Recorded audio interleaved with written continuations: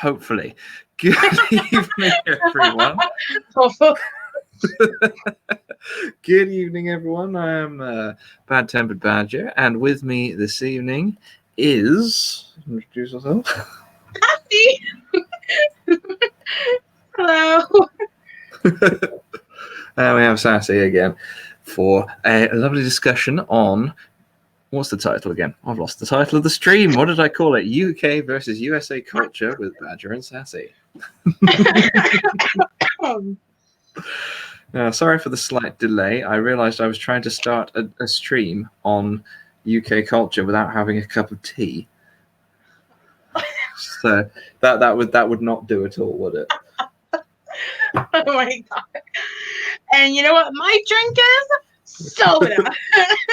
That's it. Well, I think that kind of that's a good place to start. Yeah. But I've got my tea, so we're good to go. So, shall we start with tea? Might as well start with drinks. So what would you say culturally, in the US, or your area of the US, what would you say is the go-to drink?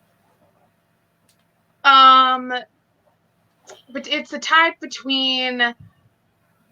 It's a lot of people around here are obsessed with coffee, so it would be coffee and soda, and then soda and coffee is like the two main drinks people drink around here. Yeah. Well, as you may have got the impression from what I was saying just now, we do like our tea. Yes, I've learned that a long time ago. When every time I talk to you, you always have to have your tea. It's important. Well, I mean, I don't like tea. Tea is just it's not good. Dear. It's not good. I'm sorry. You'd never make it in England. I can just imagine if I visited England and I went to a shop, like a restaurant, and then the majority of their drinks was tea. It was different kinds of tea. I'm like, I'll take a water. Well, we have different kinds of tea, but it's quite deeply ingrained in the culture. Just your day's going well, have a cup of tea. Day's not going so well, have a cup of tea. You're celebrating, have a cup of tea. The whole life is coming crashing down around you. You know what will fix that? Have a cup of tea. Thank God. And okay, so I remember us talking a little bit about it in one of my live streams. It was talking about heating water in microwave, which I do like. I don't care what I'm doing. If something can go and be heated in the microwave, I will do it. I'll take the short, I'll take the easiest way out. And I don't know. Just put it in the microwave, heat it up. Oh dear. No kettles, none of that. Just put it in the microwave. Heat it up for about a minute or so, or less than, and just then finish what. I remember reading a discussion with kind of a British grandmother about heating water in America, and they don't have kettles in America. And she was, how do they boil their water? They put it in the microwave. She's kind of like did that kind of clutching the heart motion, like just kind of. Good Lord. Oh dear. Oh my God. That's funny. Oh, I would if there was hypothetically ever a point in time that let's say I was invited over to the dinner with the Queen. she would kick me out because I don't care about using the specific silverware for this and for that. I'm mostly just gonna use my fork for everything, even if it's soup. I don't like using spoons. I really don't like using knives. I try to cut my meal with my knife. I mean, with my fork. And if I can't get it, then I'll either just take it and try to rip for it. Oh, yeah. To be fair, I think most a large amount of Brits would also be kicked out of dinner with the Queen, because actually there are apparently quite a lot of etiquette and protocol rules you have to remember to have dinner with the Queen. Yeah, nope. I wouldn't be able to. Nope. Nope. I'm plain Jane when it comes to eating and what I eat with, and yeah. Do you remember a story of Stephen Fry having dinner with the Queen? And she's just there sitting in silence, and Stephen Fry is there being Stephen Fry. And she just kind of leans into Stephen Fry. Are they going to bring me any cake? He's kind of, I don't know, Mum. Is there any cake for the Queen?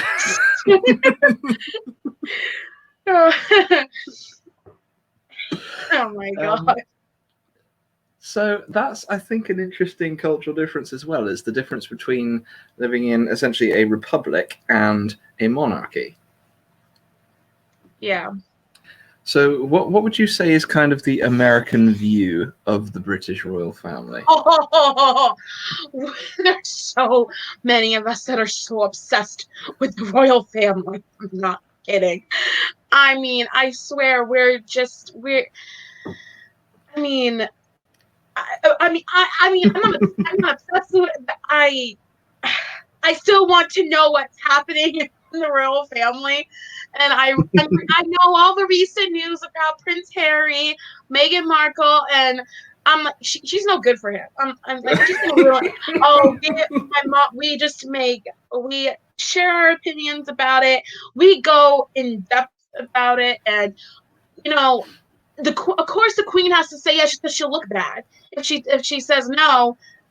So she's gonna say yes to him moving, and we get too much into it. I don't know. I mean, I know that there's probably some people in the UK that are big fans of the royal family, obviously, but I mean, Americans, we don't have to worry about what's going on there. I don't know why.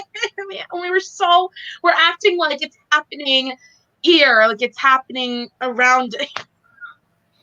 Now, I'm not 100% sure that this is accurate, but I think it might be.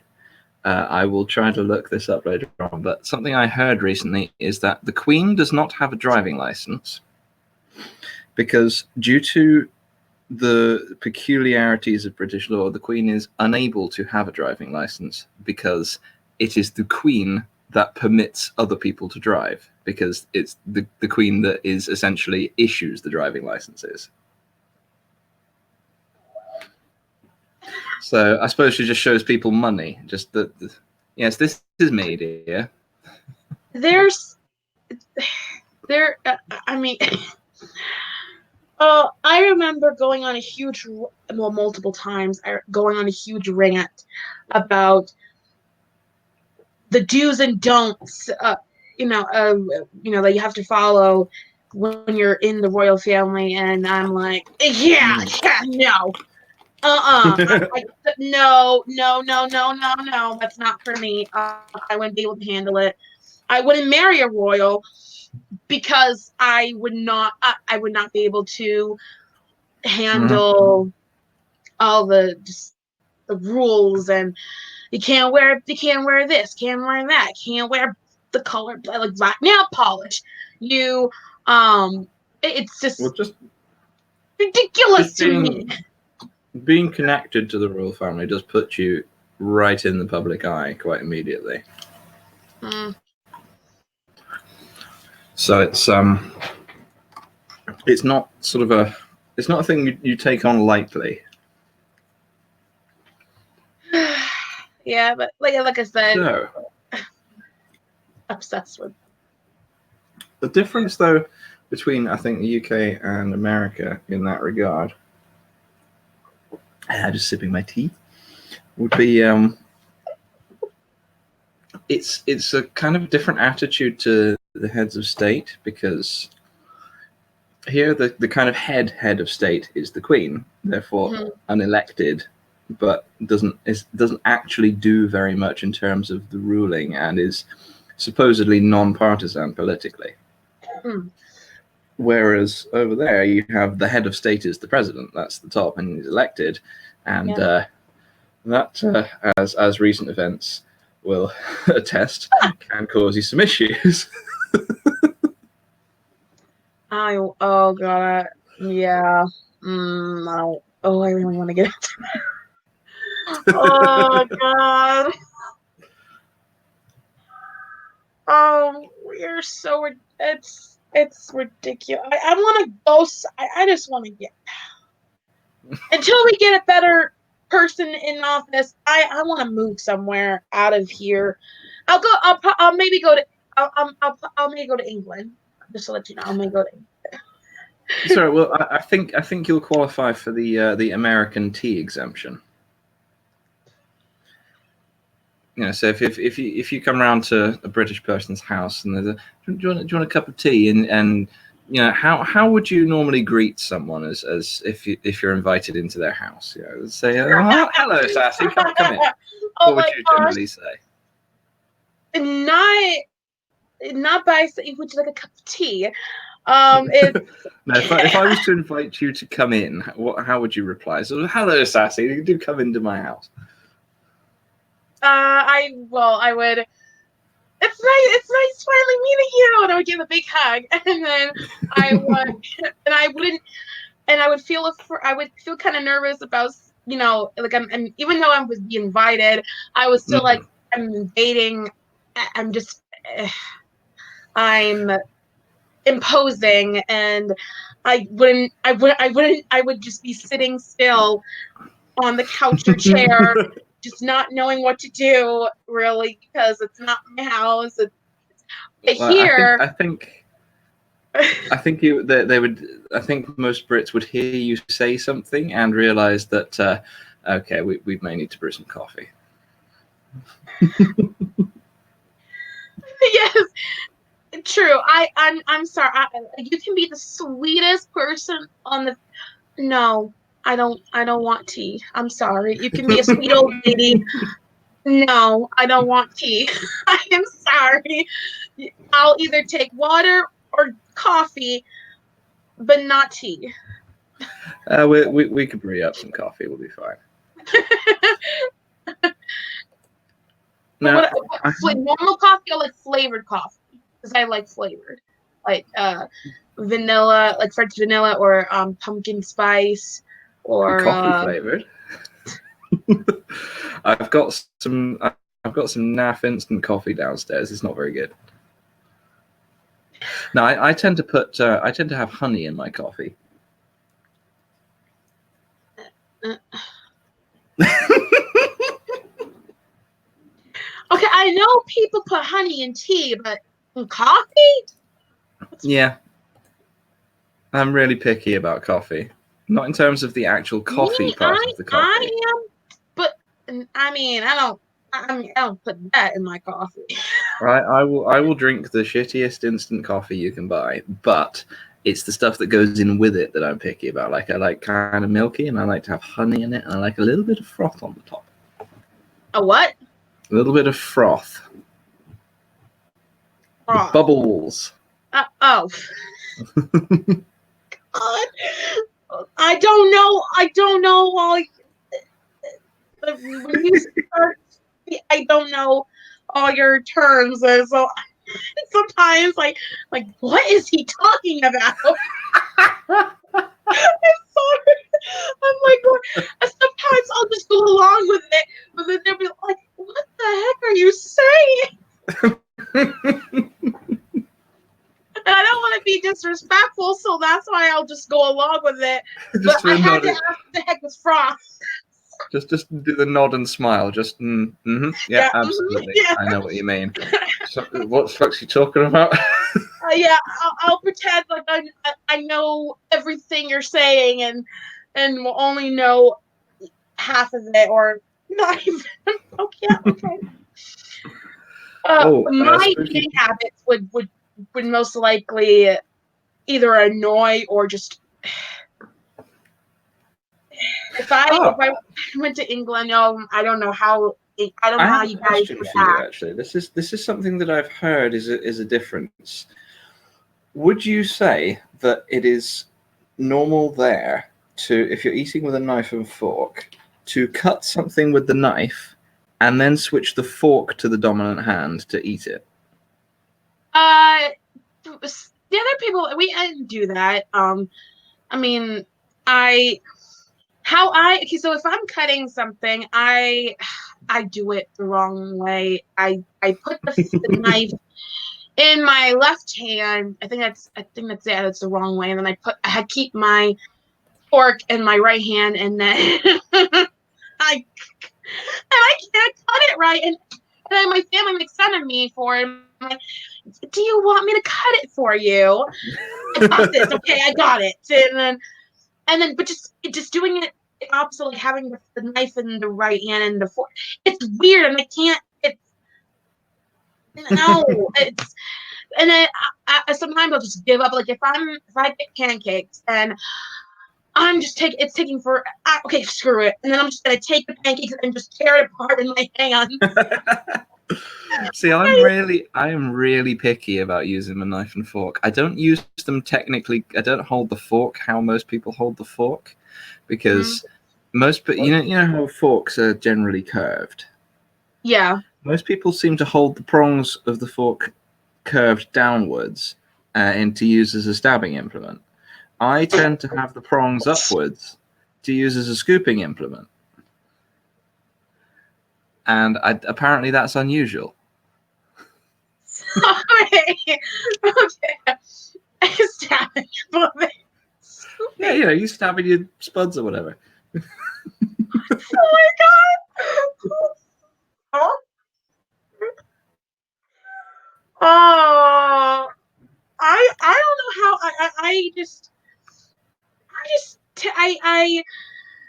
and my fingers are around like I would say maybe the middle part of the fork, and then yeah, and then you just think, and then so look at stabbing. So yeah, with stabbing, I so my sister. Okay, well there are other people that do it as well, but okay. So there are some people that separate their food and will eat one thing at a time. Me, it's going down the same. It's going down the same stomach. It's going down the same throat. Just I'll take a bite of this, take a bite of that, and then eat it all together. It's going down the same throat. Like seriously, you're gonna still taste it once after you swallow one type of food, then you're gonna take a bite of another. You're gonna taste it all. So, that's just. But see, I'm a little picky about my my proportions. You know, I tend to. I will as I'm eating like a plate, I will calculate like how much of each thing I have, and I'll have a bit of that and a bit of that, and I'll put all these things together. What? Well, I don't want to run out of like egg and still have just potato left or something, do I? Oh my! You know what I do? Like, especially like around the table, like for Christmas dinner or Thanksgiving dinner, pass the food around. I'll take as much as I want and plop it on and then there I'll eat it. And then if I want more, then I'm just gonna take it. I don't. The portion. What else? Oh my god! I got a load of things together about differences, but I've kind of lost the page. Oh, you didn't bookmark it? Here we go. One thing that I've read about recently is apparently Brits and Americans use the word quite differently. Really? Yeah, apparently, if you for example, so that the example on this page is if you're trying to decide on somewhere to eat, like a restaurant or a cafe, and a British person tells you, "Oh, that one's quite good," then they're not telling you that it's amazing. They're telling you it's fine. Oh God. Whereas apparently for the Americans, it's quite good because it's that's the best option. Yeah, that's usually that's what when you say close, that's quite good. And we actually, it's quite good. Oh, that's okay. No, oh my God. I should have. Now I'm curious. I'm gonna look it up more of this later on. Okay, here's a question for you: how hot would it have to be for you to consider it to be a heat wave? Oh, Now, just let me get my Celsius like I would say 90s, around 9 degrees or higher. Let me just do a little conversion here. Because this is one difference. You use the Fahrenheit and we use the Celsius. Really? All right, hang on. So 90, you said? Yeah. Okay, that'd be about 32 degrees Celsius. My God. Yeah, that would have been a heat wave quite some time ago for the UK. If it's quieter, if it's if it's warmer than about 20 degrees, we say it's hot weather. So hang on, let me do a conversion again. Oh my! Hang on. 20 into Fahrenheit, so 68.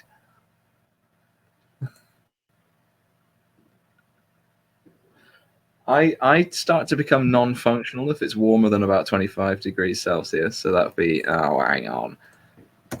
It's warmer than about 75 degrees. I'm melting and I'm non-functional. Oh my God! I can't. I literally can't sleep if it's warmer than that. I mean, I can't. I mean, if it's still really hot at night, and I can't. I can't sleep. I mean, I can't sleep. I can't get comfortable. But I mean, when it's the day, daytime, when it's really hot. Like, oh, like it's. I hate sweating, and I hate it because we have humidity, and that's what makes our temperature and different from like Arizona, and I think so, and at least because we have the humidity, and the humidity it makes it hotter. Then it makes it feel like it's hotter than what it is. You wouldn't survive here. No. I've heard. You would not survive. Spooky Bed Hair says the Queen doesn't have ketchup on the table. Well, I mean, I only use ketchup. I don't use ketchup on many things. Sometimes I'll use it on French fries, depending on how good, what it tastes like. If it's really good, but it doesn't need ketchup, then I'm not gonna put it. But sometimes I'll put it on my home fries, and sometimes I'll put it on. I'll have it on like burgers. Sometimes, depending just how good it tastes, without it. But yeah, I don't ketchup and mustard. Mustard is something that I don't really like on anything. Like it's too sour, or just it's. Ugh.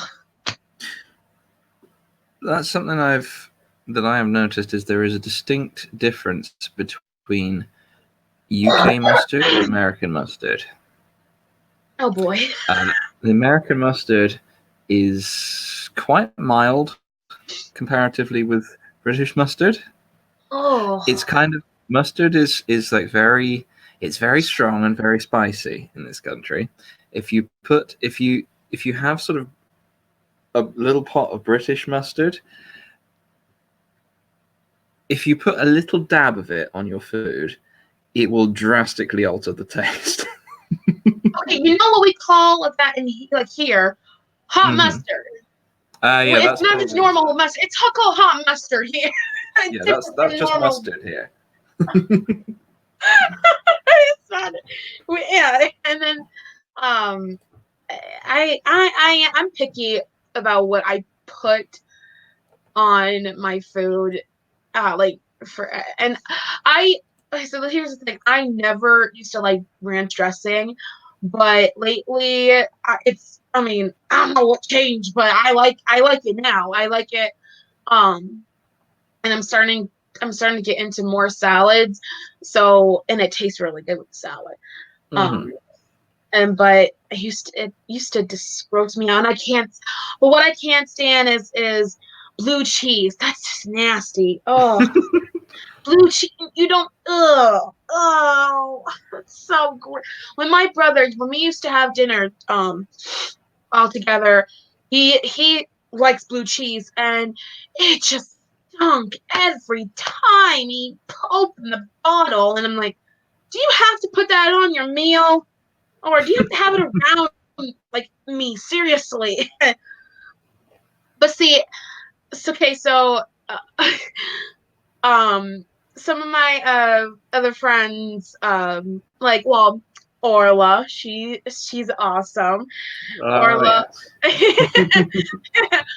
Orla, Dave, also known as Cripple, and I do know, and I also know Dave. Frustrated atheists and all. They were roasting me. They were making fun of me so bad because of I was telling them all the food combinations I like to put together. They were just disgusted by me, and they like, you're not allowed in the South. So you're not allowed here. You're not allowed. Like, you disappoint us. You embarrass us. I'm like, okay, but come on. I can't be the only one that likes dinner, putting chocolate on pineapple pizza and eating it together. I'm sure you're not the only one, but I'm probably not. Well, it's really hard to find them. It's really hard to find them. I mean, I can just imagine, like, how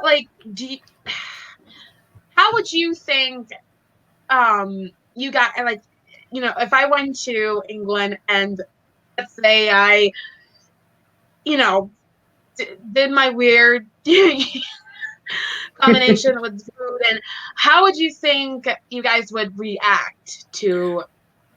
I think it would depend entirely on what circles of people you were eating it with. If you were eating with the more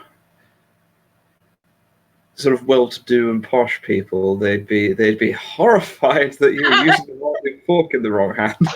Oh yeah. Oh yeah.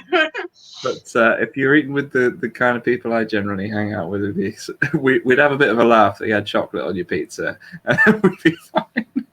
But I ate it on when I was live. When you were on the live stream making fun of me, and they were and one of my friends, Mikey, he was constantly sending me pictures.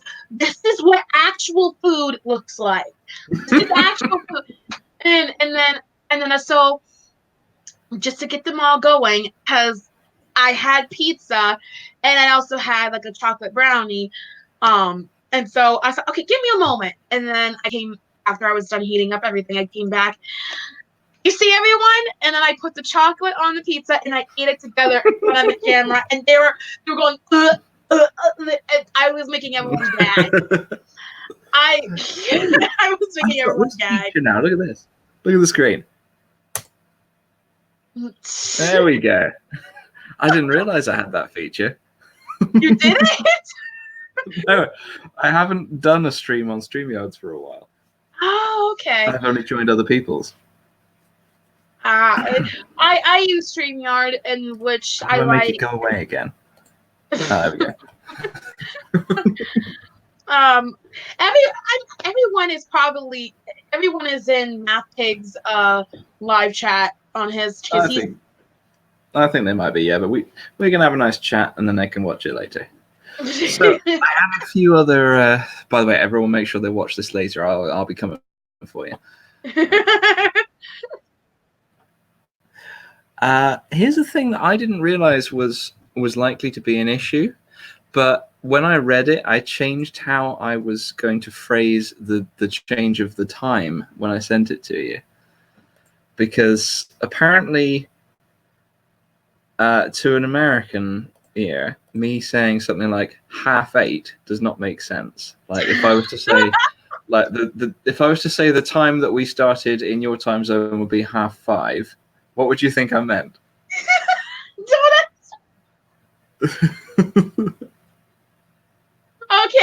To be fair, to be honest, this is just me, but I can't. I just want you to say the exact time. Like I don't want you to go, half this or quarter. I want you to say the exact time. Okay, not like for anyone tells me what time is it. Just tell me the exact time. Oh, it's halfway between 5 and 6. It's that is true.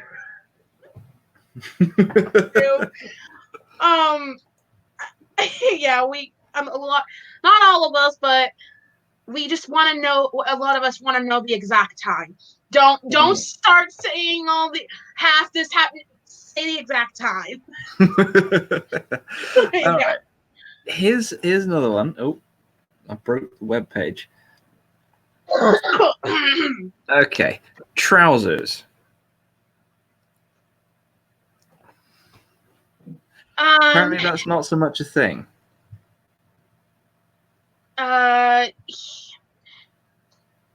It really. I don't think it because I mean, of course, it depends on where you are in the U.S., but even then,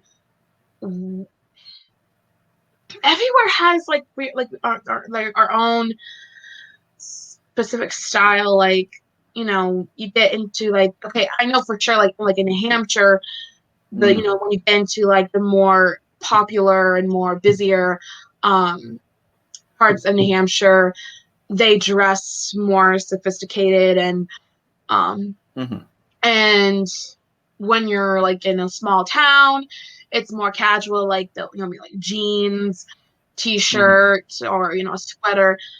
But yeah, I'm not really.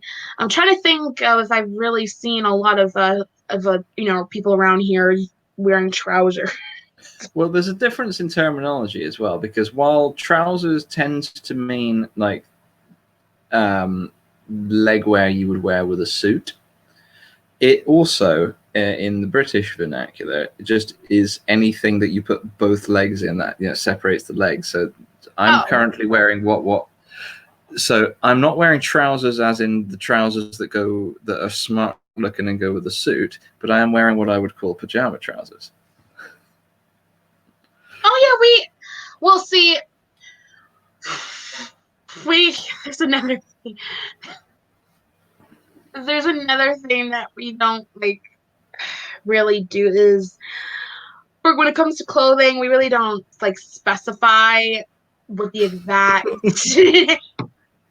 when you just say pants or or that causes no end of fun when you're talking to British people, because pants tends to mean underpants over here. I learned that a long time ago. I'm like, man, if I went to England and I didn't know if I did not know that, I would be getting looks. Excuse me, I'm American. You can't blame me. Excuse me, I'm American. Can I have some pants? Yeah,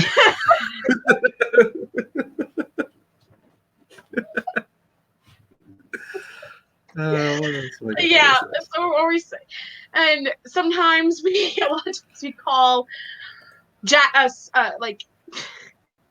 jacket. Sometimes we say, oh, it's sweater. Or if we don't know what it is, we'll say sweater or jacket. We don't know if it's like a, because sometimes, so like sometimes when you not like the normally a jacket would be like, you know, a zip up, you know, has a zipper, and but there we have jackets that you it's a pullover, and it does have a zipper but it doesn't go all the way, so we just call it a sweater. If Yeah, you don't that would have the same. I can't speak. That would have the same distinction of not really qualifying as a jacket, but it took me quite some time to figure out what people meant by sweater.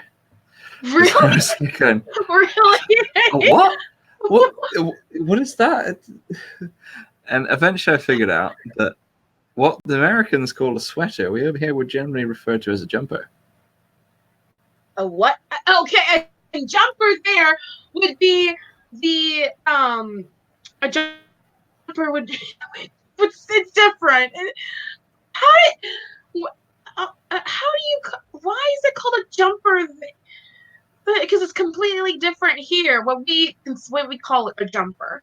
It's like a one piece outfit. Oh, where the pants, where the leg part is connected to the torso part. But we like what we call like the one piece, like it's all together. There's no like all down. We call it a jumper, and Oh. and and this what I'm wearing would be considered like a turtleneck sweater. I am quite keen on turtlenecks, although something that's been confusing to me, and I don't know if it's a British thing or if it's just like my family calls it the wrong thing. But to me, what most people call a turtleneck, I know as a polo neck. And what most people think of as a polo shirt, I think of, no, that's not that. That's something else. I don't know what I would call it though. Like a shirt that doesn't go all the way down.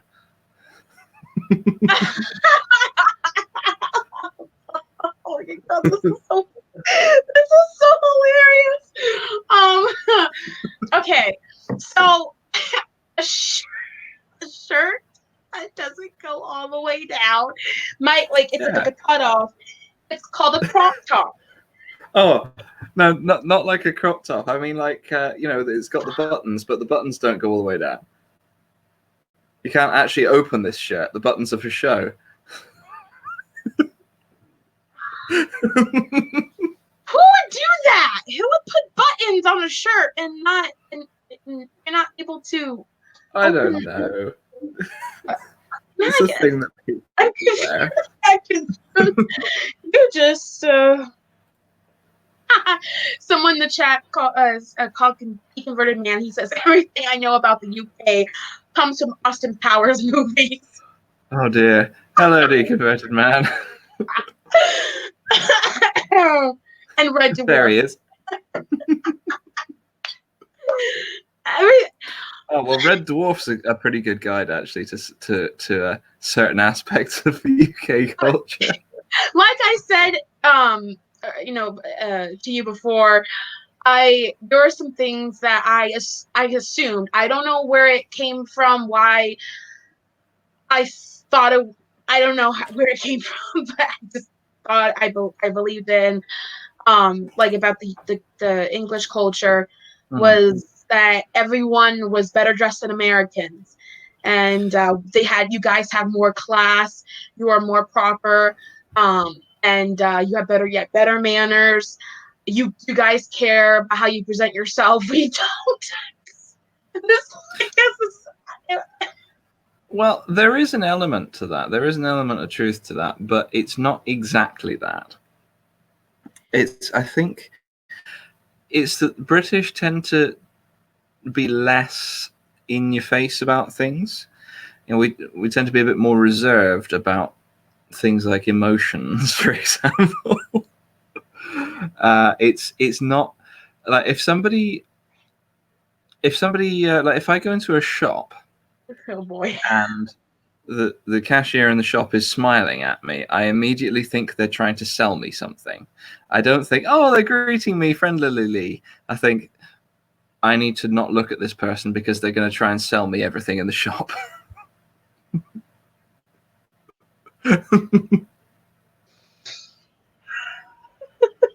I mean, okay. So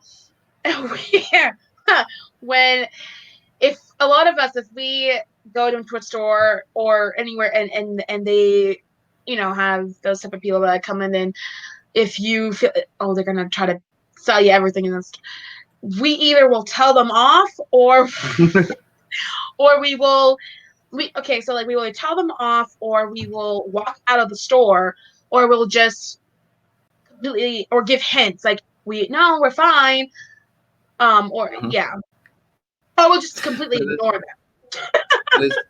There's little odd behaviors that are right. I'm trying to think of certain specific phrases that to a non-British person sound quite polite, but to a British person it quite clearly demonstrates that they are extremely pissed off with you. Oh god, now I really want to hear. I'm trying. I suppose if you're sending like a letter or an email, it would be what's a good example? A good one would be per my previous email, because that implies not only have I already told you, but you clearly haven't read it.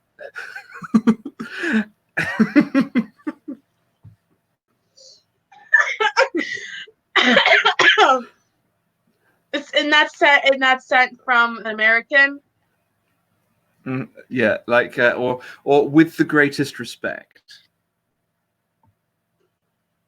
which you comes across as kind of with the greatest respect, as in I have a great deal of respect for you, but I must disagree. What it comes across as to the Brit is just kind of, you're an idiot and fuck yourself. Yeah, I mean, I'm not gonna lie. That is mostly true. Of how we do a game of guess the British slang. Have 2 British slang words and 1 fake. Oh my god, that's awesome! Oh god, I'm gonna be so bad. Oh god, that is awesome. All right, let me just. I can't speak anymore. What would be an example of a phrase, if there are any, of course, a phrase that sounds like that, say, someone in America would say when they're trying to sound friendly, but it's very obviously not friendly? Okay. Okay. Give me a minute. Okay.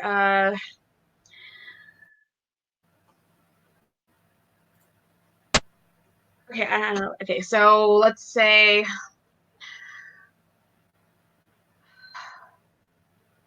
Why can't I think of something? I do it all the time. I do this a lot, but I don't need to. I do it a lot, so I'm trying to because I mean we hide when we say things to someone. When we a lot of times don't want to come out and like say say something. We'll like try to be around the bush or okay, so I'm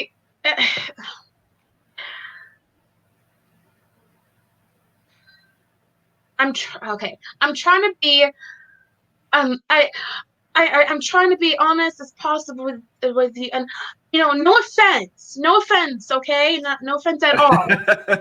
No offense, but no offense. When we say no offense, we mean well. No offense, okay. And there was something else that let me we do. See, I can't really. It's hard because you don't really. It's just kind of normalized, so you're not. It's a like it's real. It's sometimes hard to like pick it out.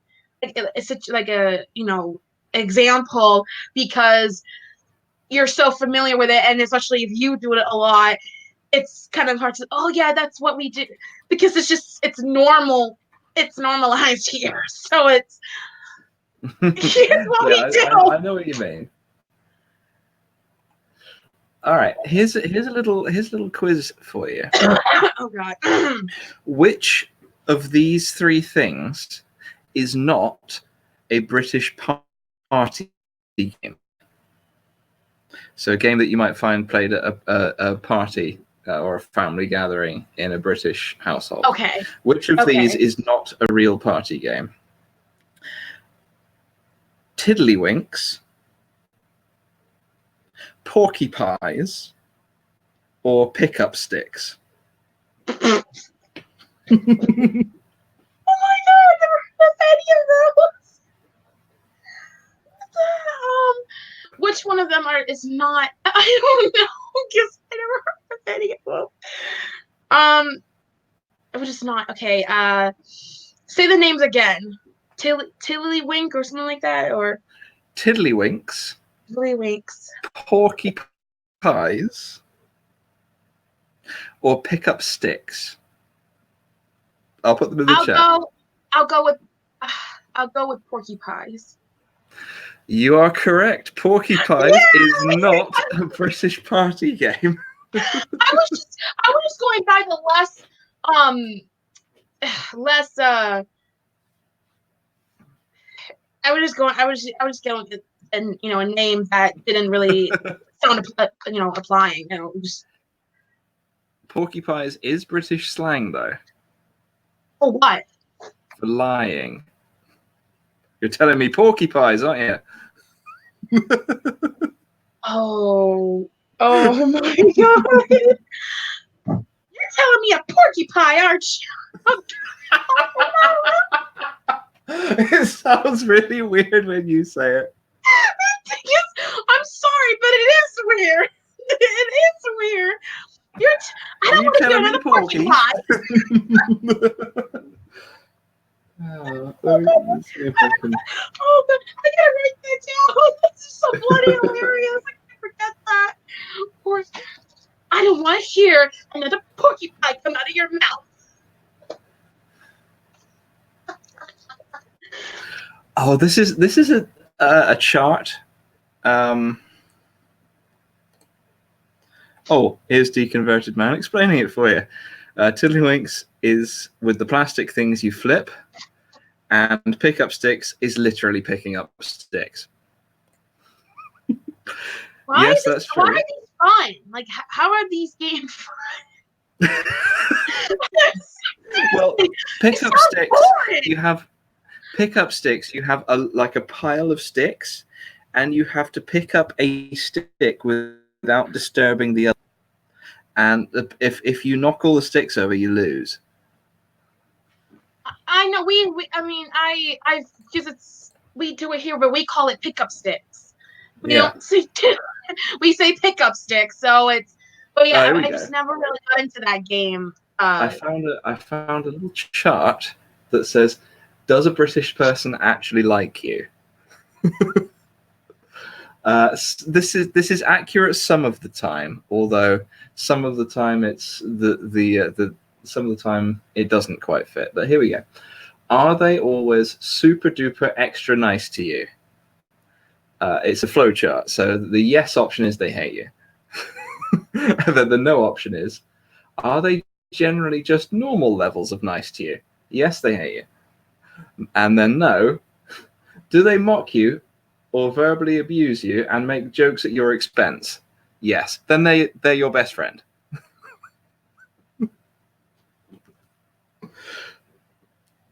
I'll give you an example of what I mean. Me and my friend Dave. I know, but I'm taking it in. I'm just no.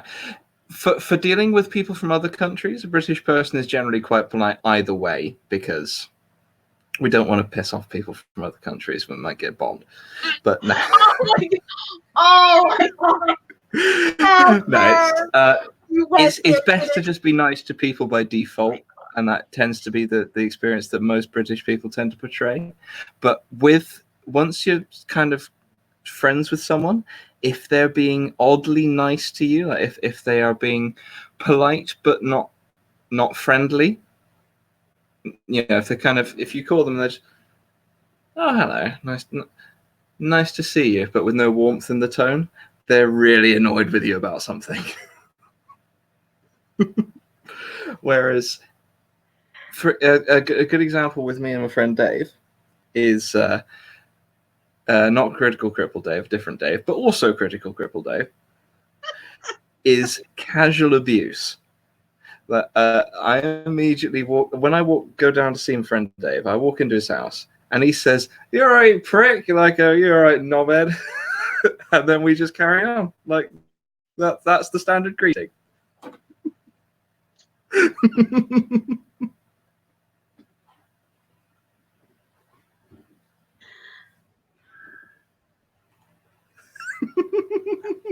Oh, So okay. I see you there processing.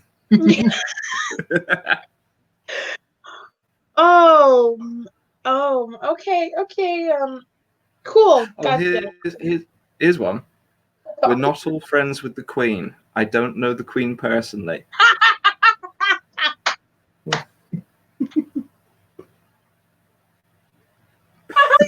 I used to believe when I was younger. I used to believe that this is when I was younger, and I used to believe that English people were like that they somehow were close, or like they knew like a personal relationship with the Queen, or you guys knew everything about her, and We do know quite a bit about the Queen because it's all over the bloody newspapers. But I can honestly tell you, I can't remember the last time I had dinner with the Queen. She hasn't invited me round for quite some time. Oh my gosh, this is really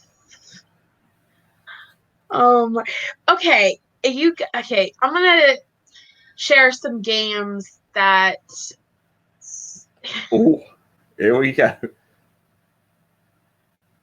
but will you might really make fun of me for these. Oh no, go on. Okay. So one of the games that this is like because I was researching a bunch of different like board games or fun family games, and I came across some very strange ones, but I kind of want to play it. British people know it. Anyway, that's becoming more and more true, Deconverted Man. So one of the games is that there's a toilet game. Not actual. Okay. So you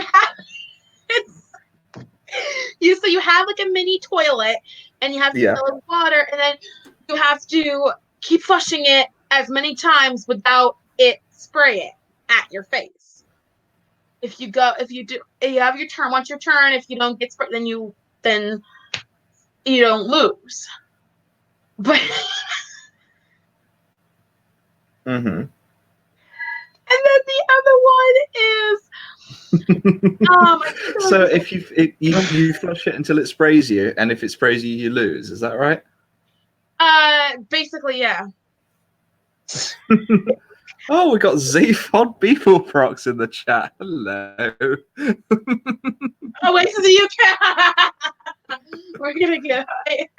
Oh god. And so another one. There was like a poop one. I think. I'm trying to find. It's strange. We really have some strange games. Oh, in response to Deconverted Man, since the kids buggered off, who's next in line? It is still Prince Charles, then Prince William, and then Prince William's descendants. Yeah, see, that's the It's thing. just I Harry know that's who's pulling it off. next in line. I know who's in line because of just of how much time we spend researching about the family. I'm scared. I can't. Oh God, why can't I find? Oh, have you heard of the game A Pie in the Face? I think I may have done, but tell me. So you have to put your face up to and then the pie is Like right in front of it. So and then you have to keep pushing the. I think you have to keep pushing the lever, and without getting the pie slapped right in your face. If you get the pie in your face, then you lose. Like yeah, I see where you're going. Is it like you turn the thing? Is that it? Or you turn it. I mean, I'm trying. Is it like a crank handle? There's so many. I think it's either a turn or you have to. Okay. Yeah. Well, there's probably different versions of it. Yeah, I think I have seen this.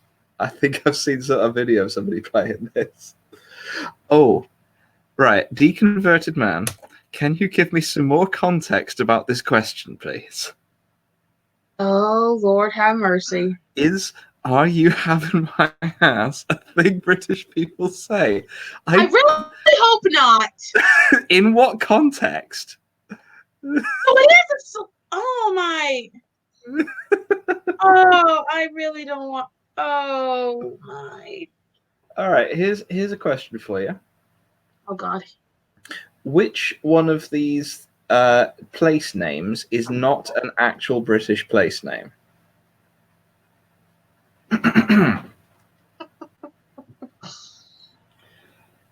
Bedlam's House, Broadbottom, Oh my God. or Beaver Close? Oh my God, these are all so weird. I'm gonna go with. I'll go with.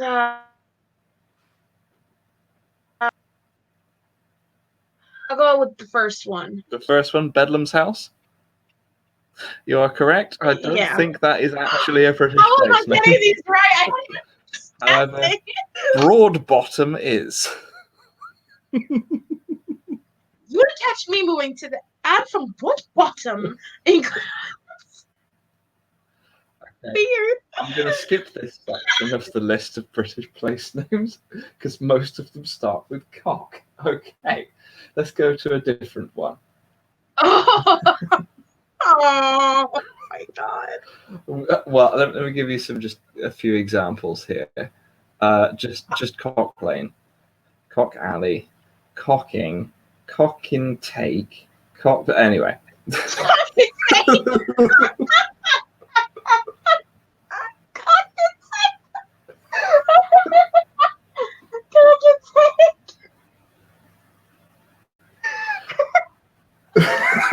Okay, which one of these is not a real British place name? And I should mention, I'm fairly certain that it's not, but I'm not 100% sure it's not. Which one of these is not a British place name? Hobbleton,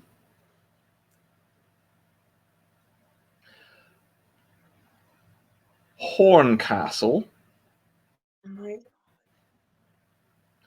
or Hole of Horkham?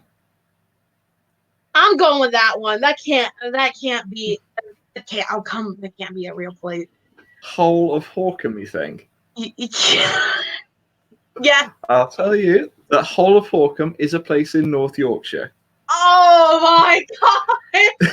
It was the first one of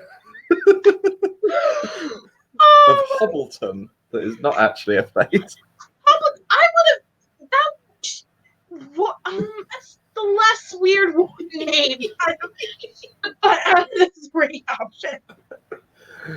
Why do you guys have so many weird names for? I'm sorry, but seriously. Okay, I'm struggling to come up with place names that aren't actual place names, so I'm just going to read a few.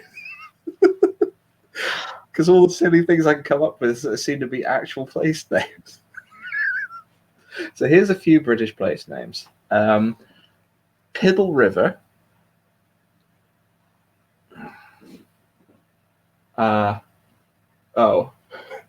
Prick Willow.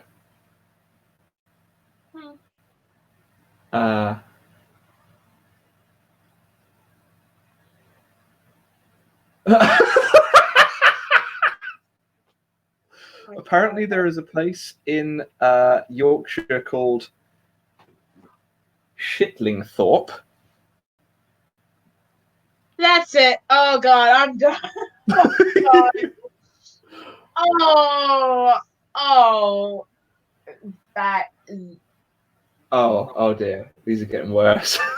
I don't know. Oh God, you're good. That's I don't. I know. There's one in Yorkshire called Wet Rain.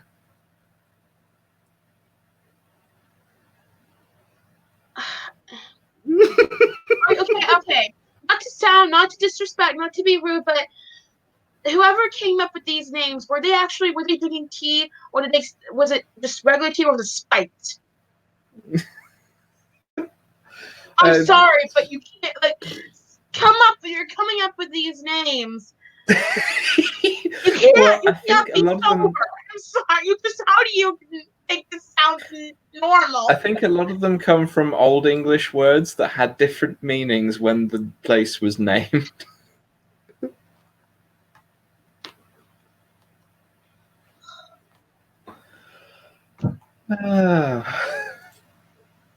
Okay, here's oh no, it's gone again. I was going to say, here's a question I have for you, and then I went, oh wait, what's the question?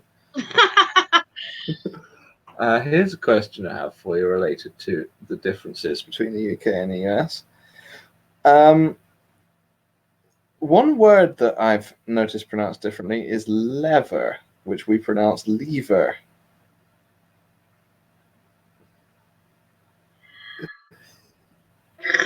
You say lever? Yeah, lever. Pull the lever. I don't know. We say lever. We definitely say lever.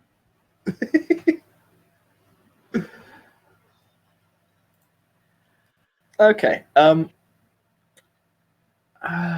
was the thing? That's the thing, actually. There seems to be a bit of a difference when you're just wandering around in public between the two cultures, which is, I understand that Americans tend to smile more. And to a Brit, it's very disconcerting. How is it disconcerting?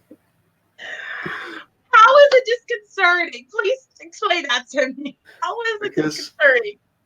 We only tend to smile at each other if we see someone we know and we want to engage in conversation. You see someone you know, oh hello, and you start grinning at them.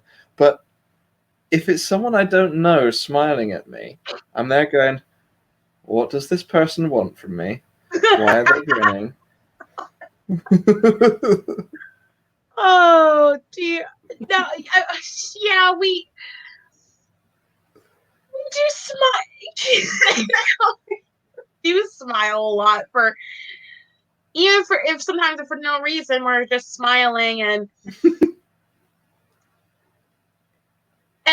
we a lot of us tend to be very social and open with just even chatting with people you don't even know in line, or if you're looking at a shirt and somehow you end up talking about your whole entire life with that person. We just yeah. Yeah, it's an interesting cultural difference.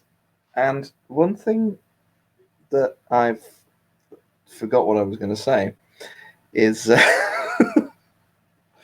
The smiling and oh, that was it. I read somewhere that a difference between sort of an American approach to things and a British approach to things is I read somewhere that there's much more of a narrative kind of focus, and the way that the person who wrote this article I read described it was you could go up to sort of pretty much anyone in America and ask them, so what's your story?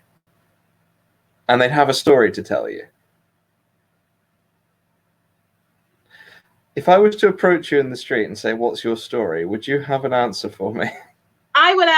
What do you mean? Like, what's my story? Like my I don't what know. happened in my life? Like, what do you like? I would be. What do you like? What are you talking about? Because this question was asked of me the other day by someone that I'm talking to. Like, what's your story? I'm like, what do you mean? Like, what's my story? Like, where I got like, what do you mean? And so that's how I would respond. But yeah, because I'd be really thrown off by the question if someone was to ask me. I'd be kind of, so what's your story? I was walking. I was going to get I was going to go to the shop and pick up some pork pies, and now we're having this awkward interaction. Can you leave? I just want my pork pies. We're gonna be eating pork pies, and don't you dare tell me a porky pie. Oh, that's another thing I was going to bring up actually. Pies. What about it? I have been led to understand pies in America are thought of as an almost exclusively sweet thing.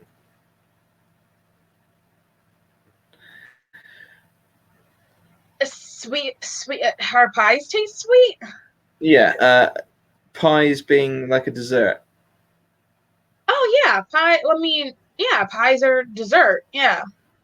Yeah, around here, pies are generally not dessert. Really? Yeah, because a pie would be, well, they can be like you can have a fruit pie, like a pie with fruit in, like an apple pie or a whatever pie. But pies are generally sort of thought of as a pastry container with a meal in them, like you'd have essentially, like meat and vegetables in a pie. Yeah, we do. Yeah, we do have like chicken pot pie and with vegetables in it. But I don't really like those type of pies. I'm not really much of a pie lover, like in general, but um, pie flavor for me, I do like apple pie. But I choose it would be apple pie, and then second would be pumpkin, and third would be blueberry. I don't really like a lot of different pie flavors. And okay, oh god, I watch on a channel called Rooster Teeth. I think if it is an expression in the UK, it's probably more of a northern one. That sounds like something. That's still a weird expression. That sounds like something a northerner would come out with. Something like, I suppose it could be the equivalent of, "Are you pulling my leg?" Oh, that should not be an equivalent to "Are you pulling my leg?" That should not. Which is another one. Are you telling me porkies? You pulling my leg? We're simple. We say, "Are you telling me a lie? Are you lying to me?" What would you say though if it was like a lie but intended as a joke? Like, you were telling somebody a fanciful tale that's not quite true. It's a lie. Okay. Because kidding, I think would be the equivalent expression. Kidding, but Are you kidding? We don't really say kidding. We say both. Yeah, we don't really say kidding. We say more, are you pulling my leg? Or are you telling me porkies? Or are you having me on? Oh. Okay, you know what? If I ever in the future marry someone that is English, I am going to have a heck of a time understanding what he says. Not because of his accent, because you no, nothing to do with that, but your expressions and the certain things you call and you say, it. If you don't mind saying, what vague area of the US are you in? I'm in New Hampshire, which is I'm from the north, basically. I'm the north. Right. Just a second.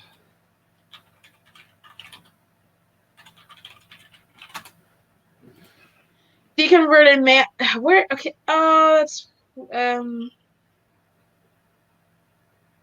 Yeah, I don't think it showed up. Deconverted man. Just give me a second, and I'll see if I can sort it out.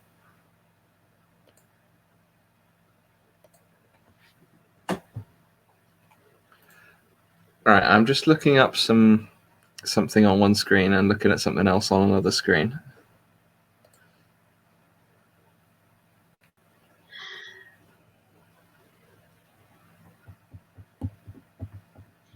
New England, Okay. which New Hampshire is in. I mean, we're in the northeastern region of the United States, to be specific. But deconverted man says, "I need a wrench." Everyone wants a wrench. Right, deconverted man, you have a wrench for a moment. Put the link in. Hopefully, you have a wrench. But yeah, okay, so I'll have to oh god, I'm gonna have to find it. It shouldn't take long, but there's something that I saw. I had tagged Orla in it a while ago. That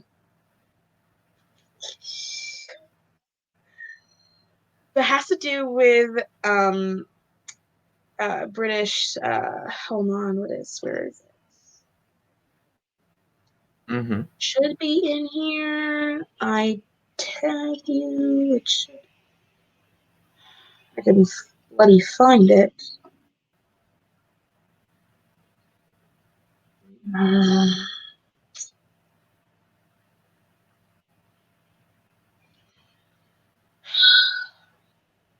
Seriously, I had it. Where the heck did it go? I hate that.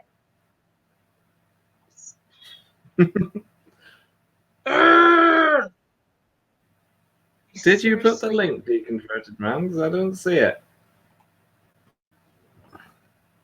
Was it something that I maybe sent Ricardo? Damn. Oh, I might have to look it up. Okay, I'm gonna have to look it up.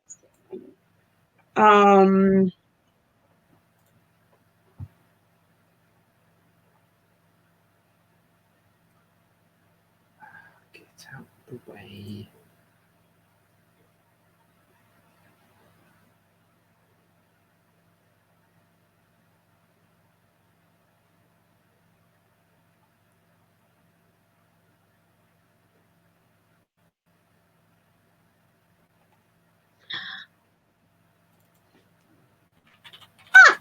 Okay. I think I found it. Okay, so Mm-hmm. this is gonna be like a is it true or false question, but well so this person had tweeted British people be having sex like yes, splendid. Ah, indeed, scrumptious or carry on. Is this true or false? Do you? I have to know. I'm sorry, but I have to know if that's true or not. Well, not that I've had sex with every British person, so yeah, my sample size isn't the whole country. But but there's probably there's some of you that do say this. Probably. Oh my god! Yeah, splendid. I'm gonna burst out laughing, and like if like I said, if I marry a guy, I have a husband, he's from England, and then and he starts saying, "Splendid," or ah, indeed, scrumptious, carry on, or good heavens, or good heavens, I'm arriving. Arriving.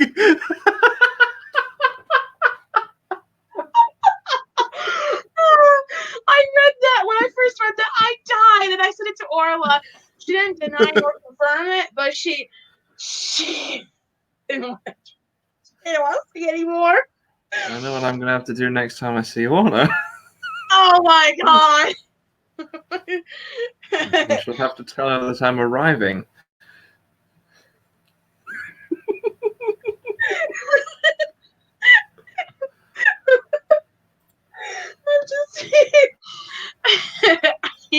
I had to ask that because I've been it's been curious, and I'm just like, oh god. Deconverted man says they take out a cup of tea after. Where's this? He said, deconverted man said you take a cup of tea, take out a cup of tea afterwards. Between breaks, let me have a cup of tea. Well, you'd think that's a parody thing, but yes. Oh my god! Oh my god! Oh my god! I'm dying. I'm seriously dying over here. Oh my god! Please stop, deconverted man. He says, add Badger for Badger. I pay you £100 to yell, "God save the Queen!" as you go.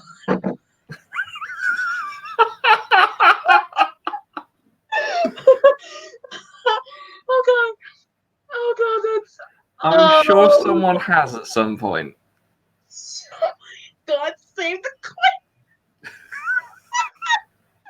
Well, Americans, we say, oh God, or Lord have mercy. Well, you guys say, God save the Queen. God save the Queen. Oh. Okay. I have a few British slang phrases here. Oh God. And I would like you to tell me what you reckon they mean. Oh no. Oh, what do you think? Do you think that sounds like fun? Oh God, no. I'm gonna screw. Oh.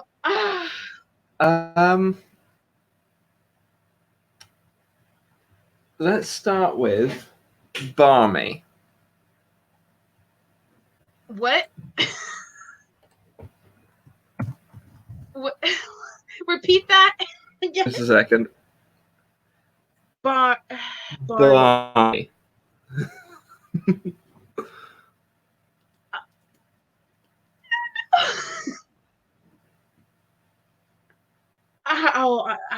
I'm gonna embarrass myself so badly.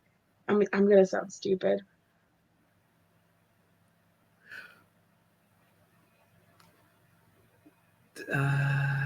Oh, bye, deconverted man. Thank you. See you later, deconverted man. Remind me later on. I need to put your channel in the description, and also send me a link to your channel because I couldn't find it earlier when I was trying to put it in the thing.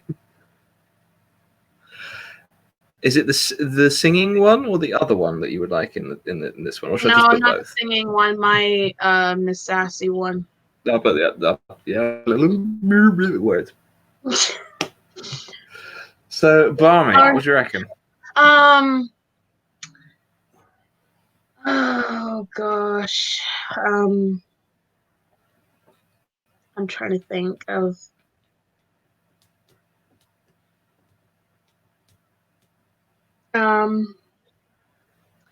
Is it like you're calling someone like crazy? It is. You're Barmy, you are. All right, what else we got?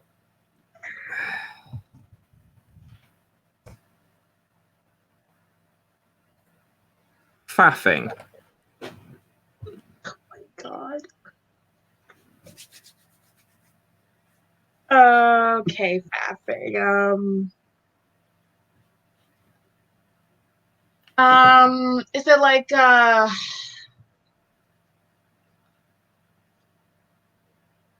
it's maybe an overcomplicated task? Not quite, but it can be. Okay, yeah, I'm cheating. I'm looking these up. It's I don't know.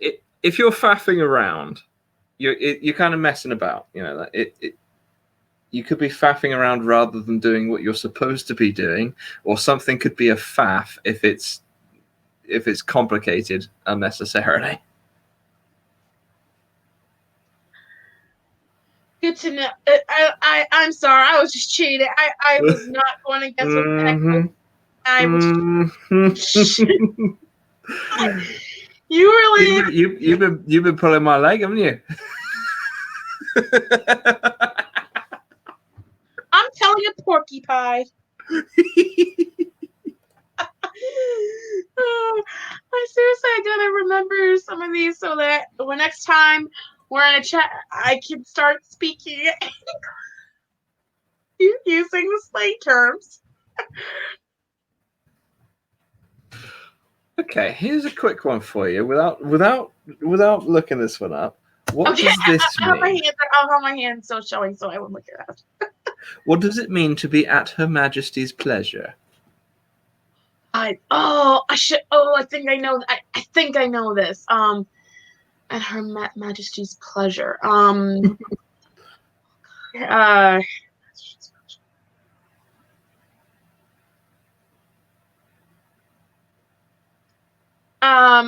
trying to think if it's like. I'm trying to think if it's directed towards her, like Her Majesty, or it's you, like it being a pleasure for you to be. I'll give you a clue. It's not generally positive. What? How is that not? What? Okay, no, I'm done. No, that Shall just. I tell you? Shall I tell yes, you? That is that. If you are held at Her Majesty's pleasure, you are imprisoned by the state. What? Because all the this Queen is the time, head of the state. I thought it was something good. The Queen is the head of the state, you see. So if you are held in prison, you are held at Her Majesty's pleasure. Oh. All this time, I thought it was something good. Oh, it could be. No, it's the description that I've got here is, while this sounds like a pleasant invitation to tea at the palace, it's best to avoid a stint at Her Majesty's pleasure, as it means spending time in prison. And the reason is because back in the olden days, if you were imprisoned, the Queen would be the person who was overseeing all of this. Well, the monarch, not necessarily the Queen, because there were kings as well. So the Queen, as the head of the state, is technically the head of in charge of all of the things, like in charge of the prison, in charge of the taxes, in charge of all the castles around the country and all that kind of stuff. So if you're held at Her Majesty's pleasure, it is up to Her Majesty to decide when you may regain your liberty.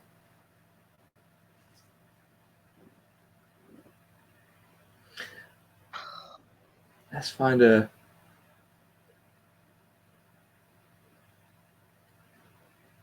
Well, one that I can just quickly say is what is something if it's not my cup of tea?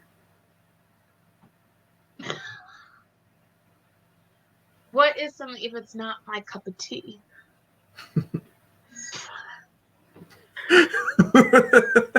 It's something if it's not my cup of tea. What does that mean? It's not. You don't. If it's not my cup of tea, like you don't like it. It's There not we my go. cup of tea. There we go. Yeah, What it's do you not think my about cup this of tea. thing? 'Cause It's I've not heard really that. my cup of tea. Yeah, it's really not my cup. Yeah, I've heard. Yeah, it's for fun. Sometimes we say it for fun, but not. Okay. What is it to be off one's trolley? Off one's trolley. So if I was to say you're off your trolley, Off your bonker, like your bonkers, like off the rails, like something like that, or it sounds. there we go. Yeah, There we go. I knew Now, because it sounded like something like yeah, you're off your rockers, or like what we off the rails. if I was to say to you on your bike, what would I mean? Off your bike? No, on your bike. Oh, on your bike. I have no clue. Shove off, get out of here, go away. That's what on your bike generally means. Get on your bike. Yeah. Oh. Oh.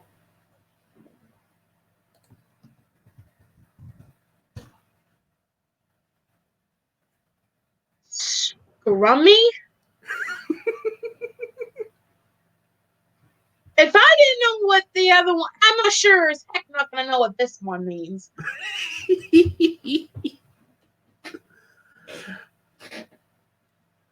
What if I tell you it's a shortened version of a word? Scrum?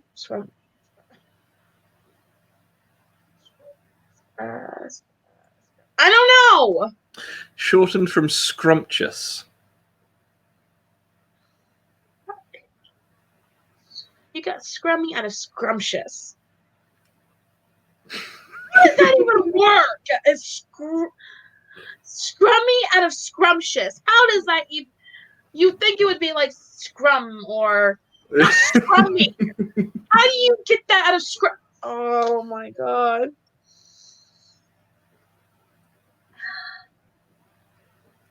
It would take me years to figure out all these different terms. Okay. How about we do the opposite? Tell me a couple of slang terms from your area, and I'll see if I can figure out what they mean. Oh my god! This is another. Okay. I should have prepared myself more for this. I was looking all this stuff up last minute. I thought you were all come prepared. I'm here just okay. Let's see.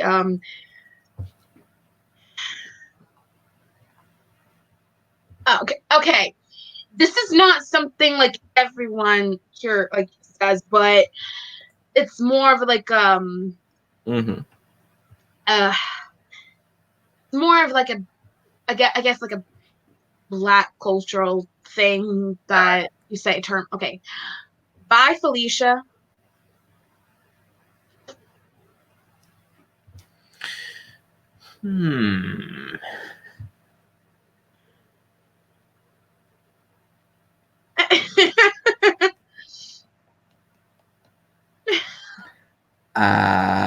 Who's Felicia?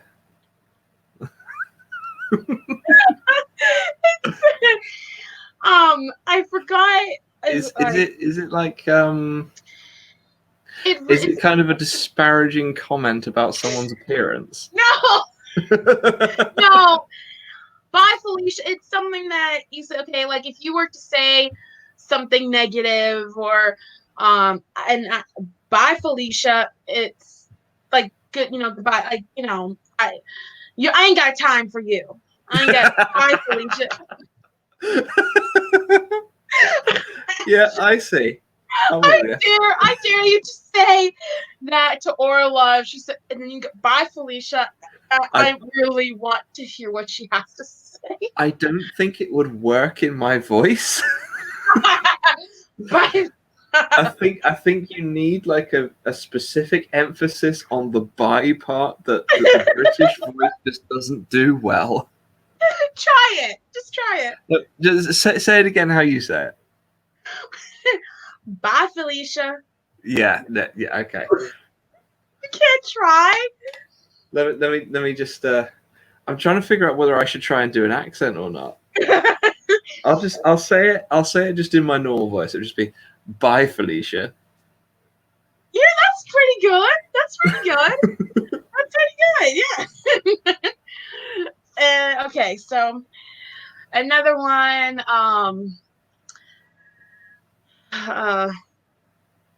Okay, well, it's not. I don't know if it's. It's just what we say. I don't know if it's really like an. It's not really like a slang term, but I don't know what you call it in UK, but what like the trash, but we call it rubbish. Yeah. Is that what you call it? We would generally. Yeah, we'd go with rubbish. Rubbish. Okay. Wow. Us saying something that. Wow, one thing in common. That's not bad actually. That's a pretty good one because I understand that rubbish is not the most common phrase for in the US. Oh yeah, my friends actually were making fun of me for it. It's garbage. It's rubbish. Garbage. Rubbish. I'm like, but rubbish is also just a word that in the UK you use just if something's not very good. Not if you're necessarily something you want to throw away, but just something you have that you don't like very much or it's not. That's rubbish. Okay. I got a couple more. Mm-hmm. Okay. Mm-hmm. Go on. Oh, that was not expecting that. Oh my god. I've watched a lot of films. I watched a lot of Okay. Bay. Okay. I think, is this a term for one's significant other? Yeah. Okay. Yeah, it is what I thought it was. Yeah, Bay.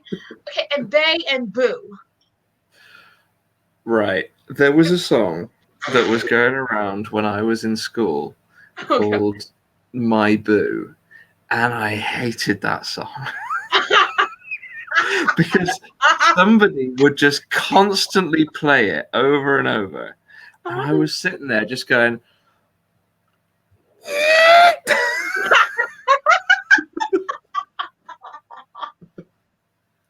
oh my gosh. Yeah.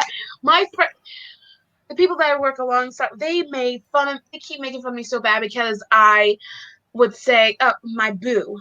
Or his, and they were like, "What the heck are you talking about, boo?" Well, that's what you call. No, don't. No, that's not what. No, don't say that. And so, I'm pretty sure you know the phrase "break a leg."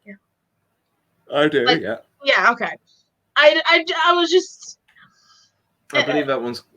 It's also common over kind of UK and Europe for circusy people. Okay. Yeah.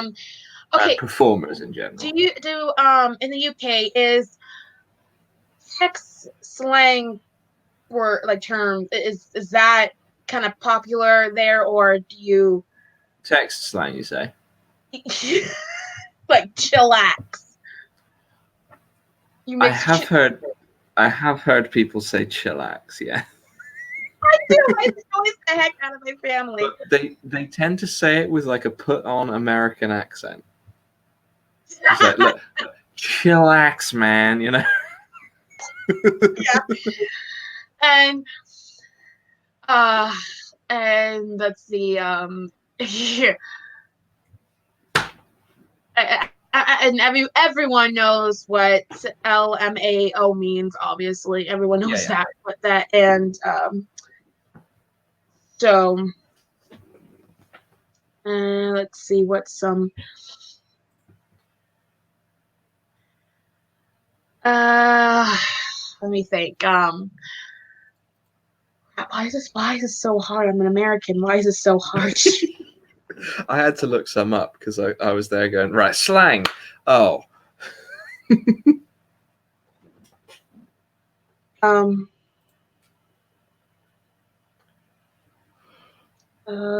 Okay. Okay, this is okay. Mm-hmm. Clutch. A clutch. I'm carrying around a clutch. I'm gonna go with it's a bag. Yeah, but it's a specific type of a woman. I don't know what kind of bag it is. Is it like a small? Is it okay? Here's the thing. It's small. It doesn't have. It can have a strap, but normally it doesn't. It's kind of a wallet type. Those are the ones you hold. Yeah, it's ones you hold. Okay. Yeah. Because then you're clutching it. Yeah. Yeah, I'm with you. No, it was. I believe there's a difference between because what I think Americans call a purse, we generally refer to as a handbag. Yeah, there's so many different types of purses. Like a handbag. Well, like you hold, and like a purse, it has a strap, and a body. What do you call it? The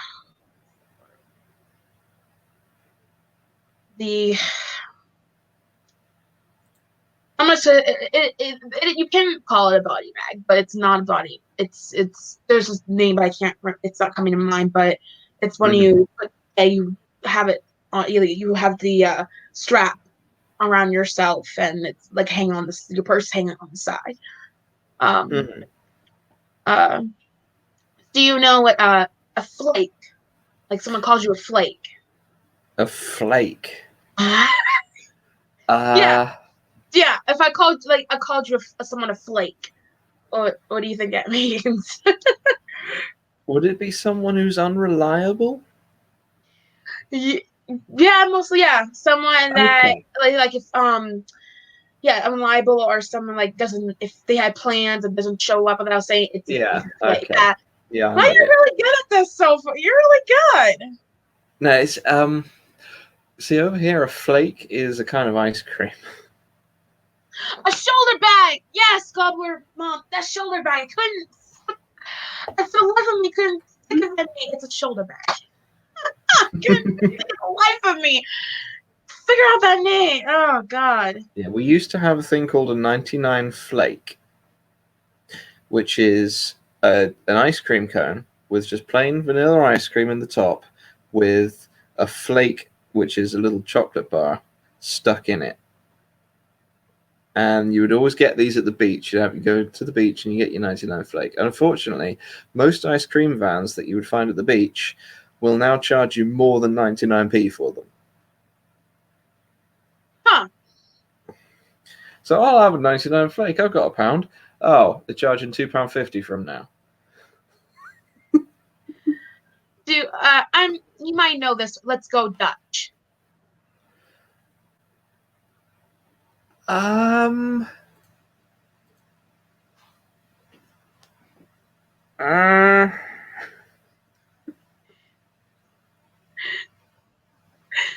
Is it to do with paying for dates? It doesn't really do it necessarily a date, but like, yeah. It does a lot of time. Like you go Dutch, like you both pay, you both split the bill, or anything that you do, you split the bill. It's going Dutch. Okay, sorry, I've just realised I left Glober Mum's comment just up for ages there, just saying a shoulder bag. We're not even talking about bags anymore. Yeah. Okay. Yeah. That's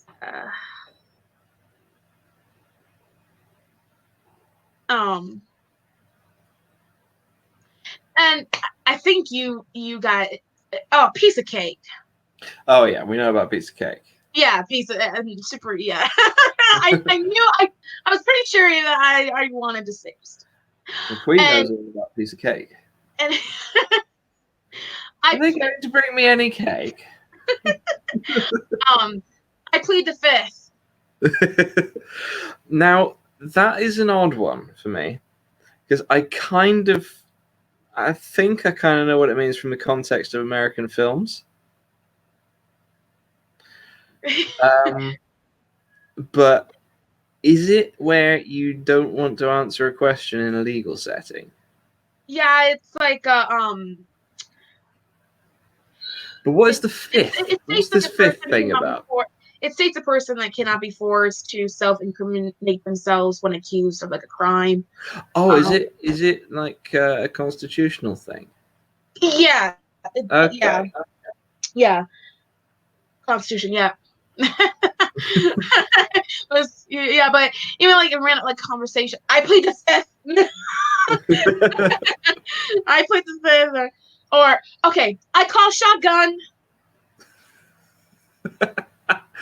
No, I do know about calling shotgun. We do that. We will call shotgun, although a lot of people won't know what you're talking about. It's mostly kind of the younger generation in the UK that will call shotgun. I love saying that one again when I want the front seat shotgun. Little kid. Okay, spill the beans or spill the tea. Well, if you spill the tea, it's a disaster. I spilled the tea. Let's step. Okay, just spill the tea. Come on, come on. You have to know what that is. Oh, you're trying to get someone to tell you something. Yeah, spill the tea. Come on, tell us something else. I've never heard it be spilled the tea. Spill the tea or spill the beans or spill the tea. I've heard spill the beans, but I've never heard spill the tea. What was the third one, sorry? It's spill the tea, and spill the beans, and I think there might be something else that okay. Spill.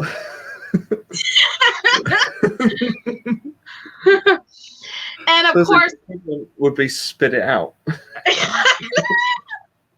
Go on, spit it out. Oh, give me the deets. Yes. Give the deets. Gobbler, give me the deets. Yes. Give me the deets. I forgot about that. I knew there was something. Yeah. Give me the deets. Yeah. Yeah. Oh, and okay. I'm sure. I don't know why, but I think this is something I can see people from the UK saying.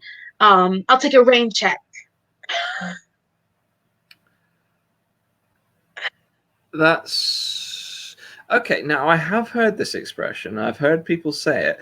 I'm not 100% sure what it means. I'll take a rain check. Like when you're like going on a day, if you're planning on going on a date or doing something with someone and you can't make it, can I take a rain check? It's like can we do it next time? Okay. Yeah. I'm not sure Postponing how a rain check something. makes sense. Yeah, postponing an event. Yeah. Yes.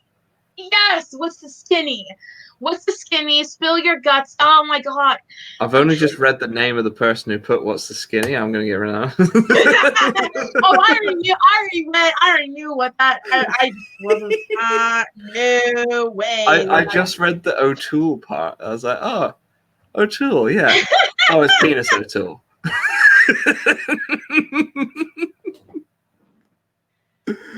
Okay. Another day. Okay. Okay. Cray. That That's when somebody is acting all crazy, isn't it? Yes, it's someone's crazy. Yeah, you're cray Yeah. cray. I've heard it, but it's not something that people around here say. Okay. Okay, this is something that we don't always say buck. That's a buck. It can mean two different things. One of the things is when it's $1, isn't it? Yes. Yeah. The other one, I don't know. It's an animal, a buck. Oh, yeah, no. I I think am you know the animal first, and then not know what the mic. No, I was thinking something else, and I was thinking, no, that doesn't make any sense. Yeah, well, no, me too. So I completely missed the animal one, which is interesting because that's kind of, there's a lot of British place names named after a deer being a buck, like Buckingham Palace, for example. There's various bucklands all over the place, which would be reserves where you'd keep the rich families would keep their deer. So there's something that Americans say that we're being like really like condescending, and we're like when we're like, it's not rocket science. Oh yeah.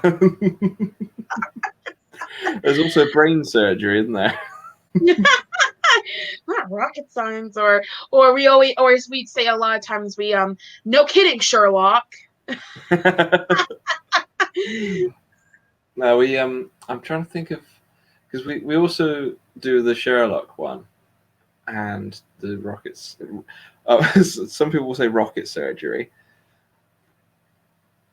I'm trying to think of like an oddly British version of that, where you're saying something is quite simple. Give me a minute. I'm sure that I had one in my head.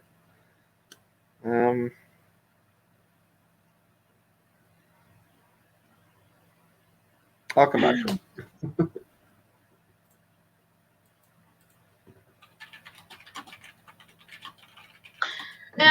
You might know, you're on fleek.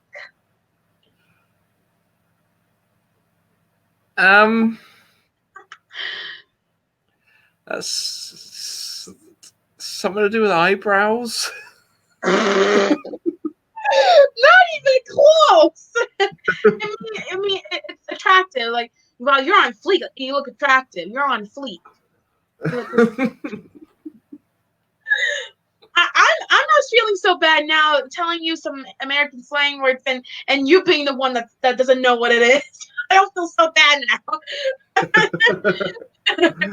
Because it's not me not knowing what does a bear poop. What the heck?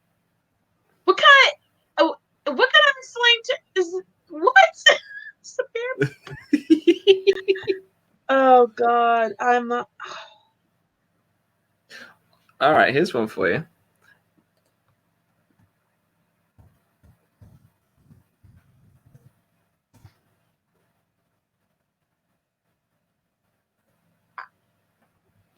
Chuffed. Okay, hold on. I might be able to get this one. I might. I'm chuffed. I'm okay. It either means okay, I'm tired, or I'm stuffed, like full, or I don't. That's the only two guesses I can think of. Shall I inform you? Oh God! Yes. It's when you're really pleased about something. Oh, I'm chuffed. I was way There we go. Oh, how are you? How I'm chuffed. Oh my. Oh, here's the meaning of this one is quite obvious, but I just like the phrase dull as dishwater.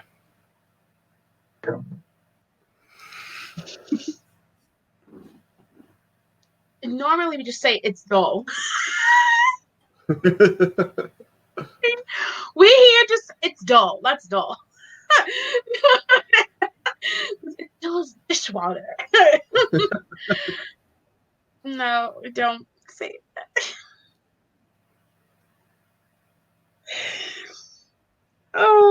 Okay, daft. Oh, that's right. No, I'm sorry. That's a British. Yeah, we do like the word. Oh, here's a good one. What is one of these?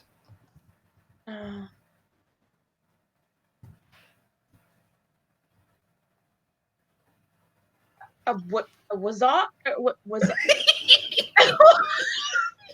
Oh, is that pronouncing it right? Was it or something like A wazzock. that? Wazik. I have no clue. What is a wazzock? I don't know. It's another way of calling somebody an idiot. Say, you wazzock. Like somebody's just fallen off their bike and landed in the bin. And you just say, you wazzock.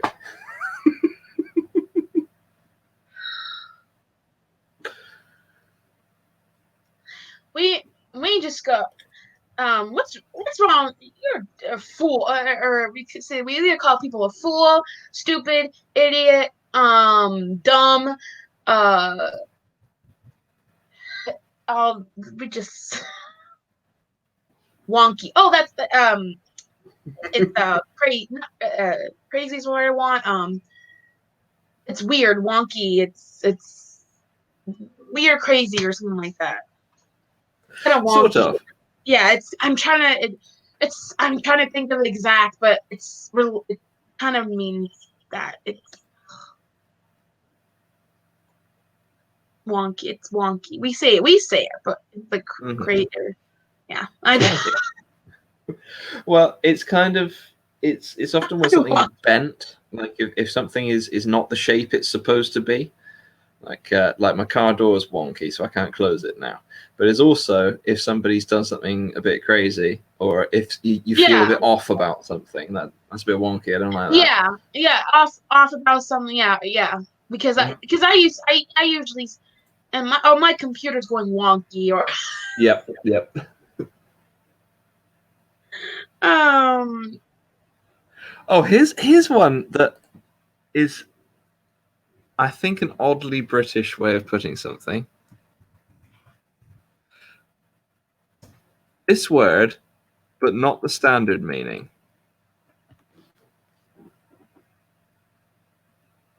Well, okay, I'm never, because obviously we know what murder means, but what the heck what other meaning does it have? What if I was to put it in a phrase like, I could murder a sandwich right now?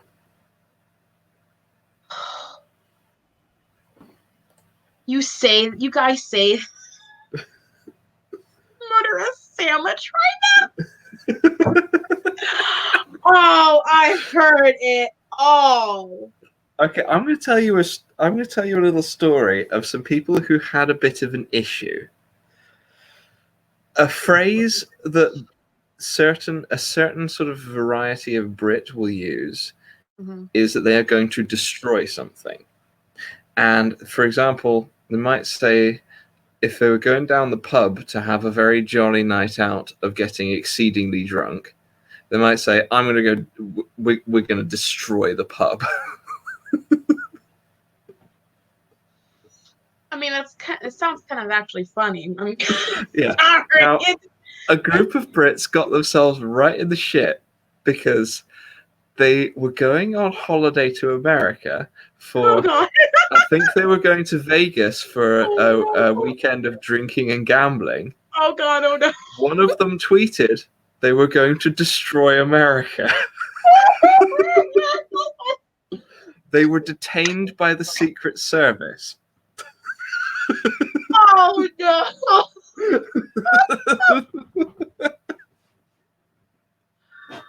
Oh, that is. Oh my.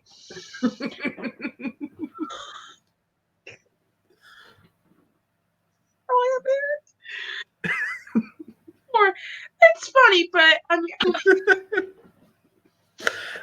they had to sort of strenuously explain to like all the American security services that, no, it's just slang. It's just like, I'm going down the pub. I'm going to destroy the pub.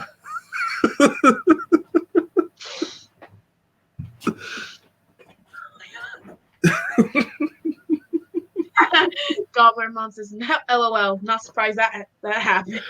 No, it kind of, especially in the current political climate.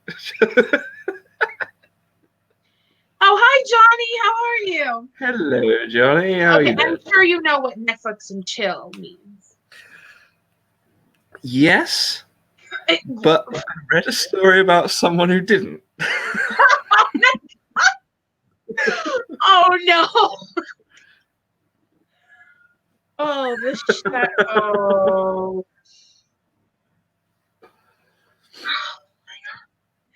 I'm sure it involved them saying it in front of someone or texting it and not knowing what it, or thinking it meant something else, and then it just went down. They just thought it meant going home and watching Netflix while relaxing.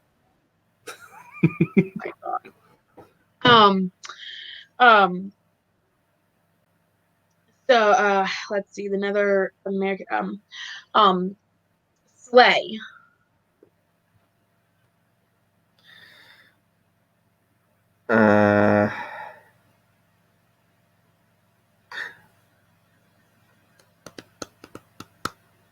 Nope.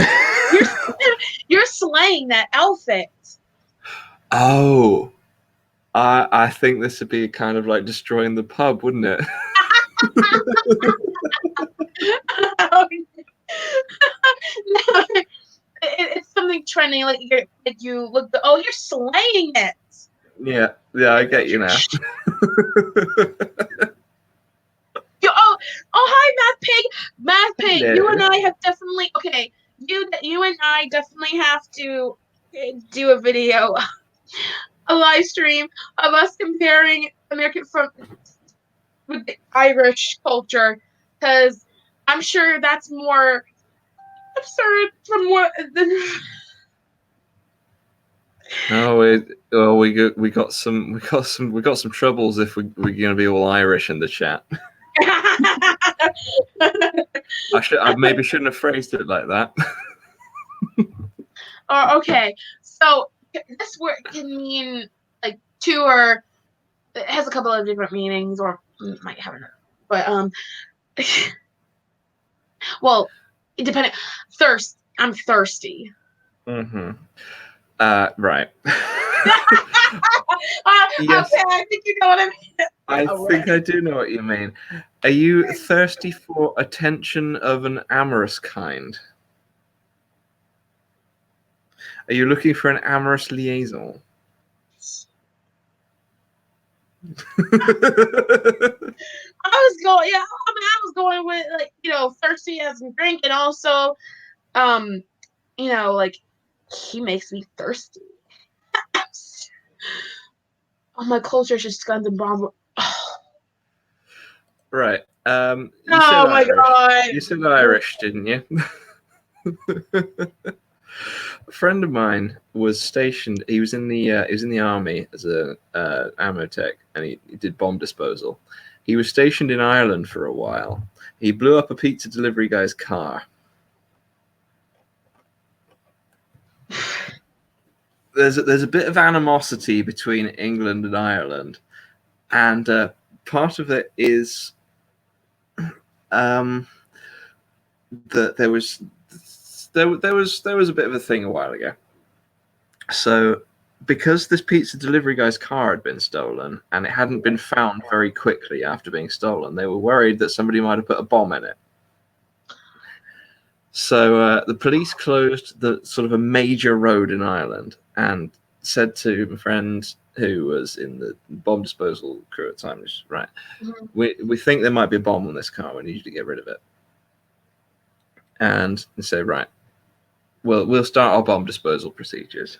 And they go, well, how long is that going to take? Because this is like a major road. We don't want to have it closed for that long. I said, it'll take about 15 hours or something like that. He goes, we can't really close the road for that long. Can you do it a bit quicker? And I go, well, we could just blow it up. So they blew up the car. Turned out there wasn't a bomb in it. And then it was not them that had to explain what happened to the pizza delivery guy.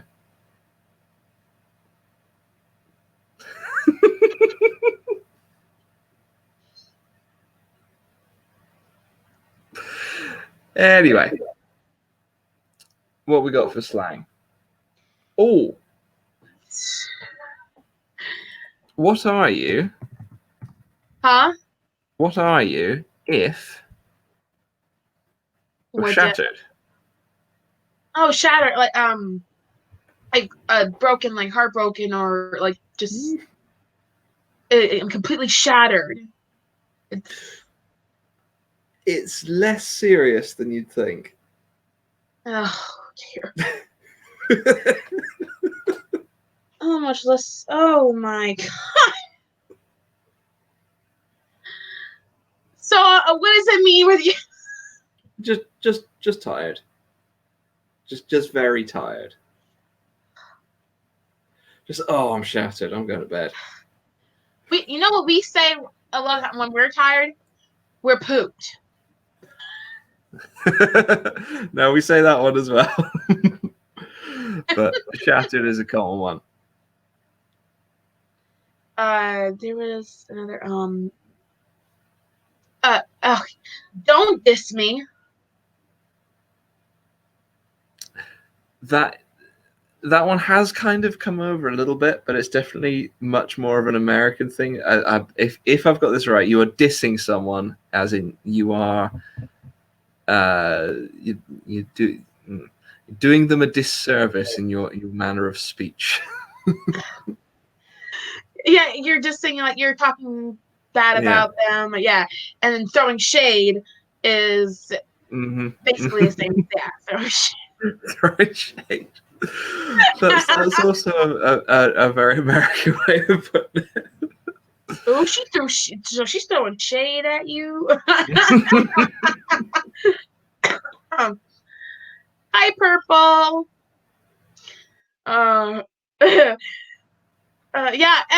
Math Pig's live stream is done, so everyone starts coming. They're all over it. He's becoming popular. He's starting to become YouTube famous. So he's starting to become like Neil. He's got all kinds of schedule. Oh, that's a good question for you.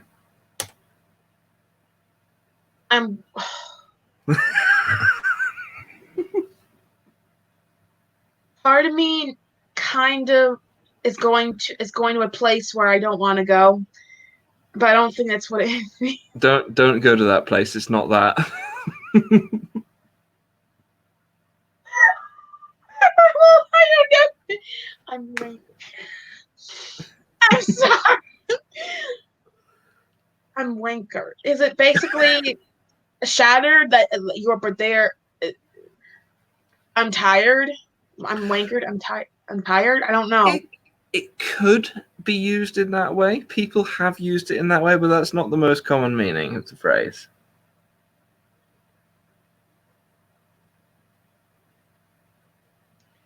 So what's it? Okay. At least in my part of the UK, it's when you are massively drunk. Oh yes, I'm wanker. Dang it! How did I forget that? Just kind of you see your mate, and he's stumbling around the road. He's got a traffic cone on his head, and he's missing his shoe. Yes. How did I forget that? And you go, mate, where's your shoe? And he goes, I don't know where my shoe is, mate. I don't even know where I got this cone. And you go, mate, you are absolutely wanker. Just go home. I forgot that. I do agree with this one, though.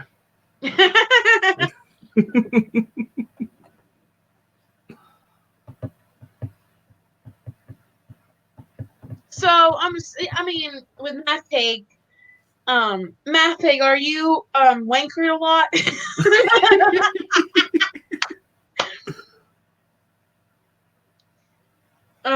Okay, are these? Oh, here's a good one. Okay, so is this Irish slang or is this like UK like pure like slang or That one I think will go. That one will get you most of the way across the UK. okay. Wind your neck in. Is it wind your neck in. Well, pull It sounds yourself great when you say it. me. Yeah, just say it again. Wind your neck in. How am I saying it? It's so funny. It's because you haven't quite figured out the meaning, so you're putting kind of the emphasis in odd places that aren't normally where you put the emphasis in this phrase. Where are you supposed to put the?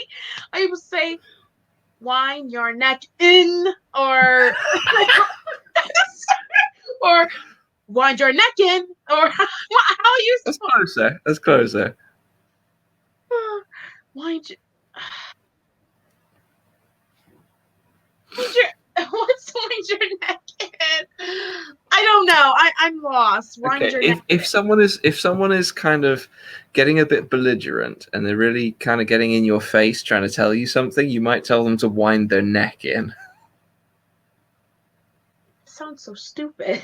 Like, because when someone is trying to get really irate telling you something, they tend to have their face quite close to yours. Yeah. So then you tell them to wind their neck in, No. as in pull their head back.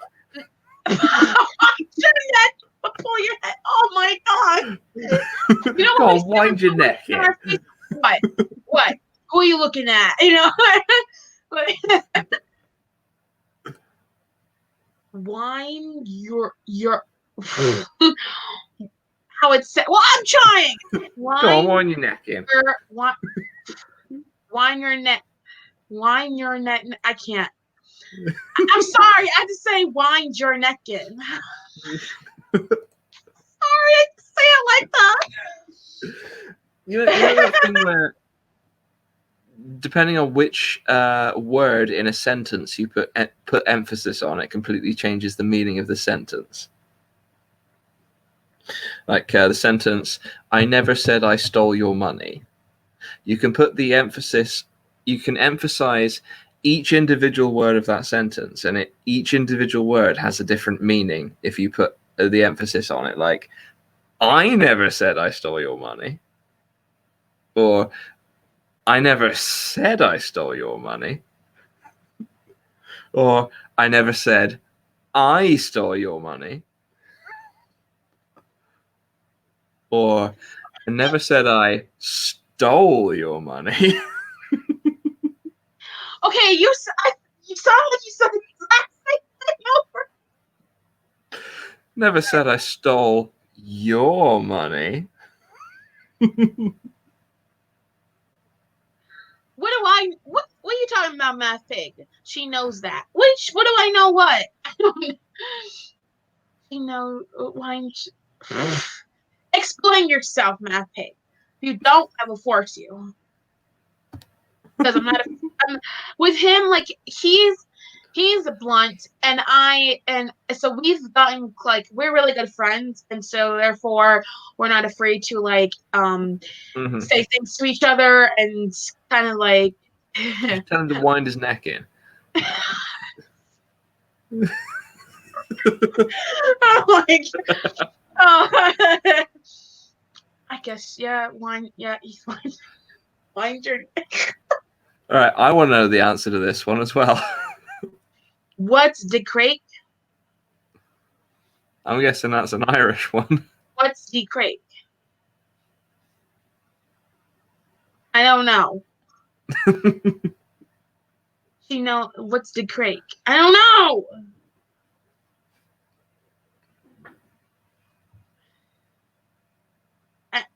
I'm not. I don't know, Math Pig. I don't know. You're forgetting I'm American. I don't know these.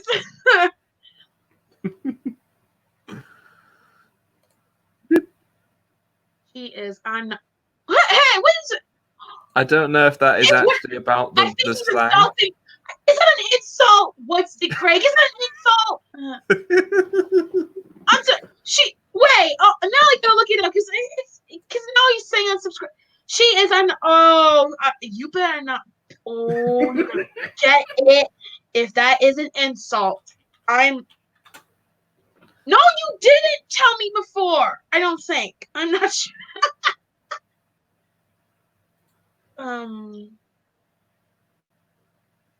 Okay. Right. Practice term for news, gossip, fun, entertainment, and enjoyable conversation.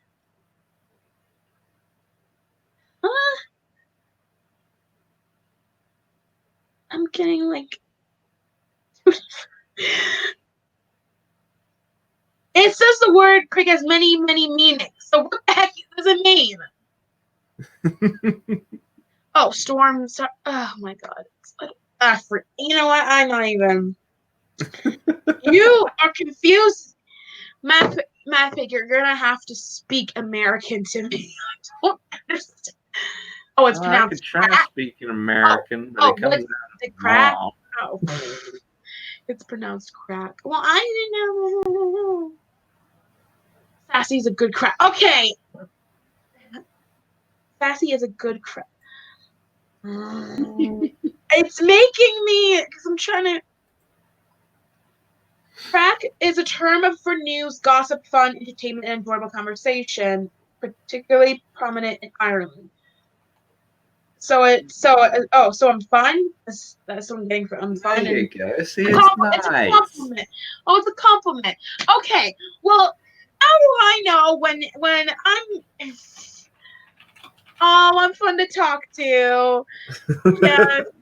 So when we were in like a heated discussion on one of his live streams that kind of like I completely ignored him for like almost a week. I was mad at him. I would not respond to any of his messages. I would just I ignored him and until he apologized. I wasn't gonna say anything until I'm sorry.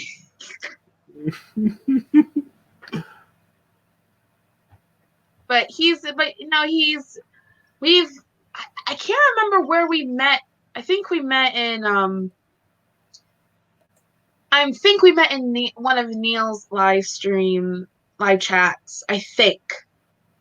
Or I could have yeah.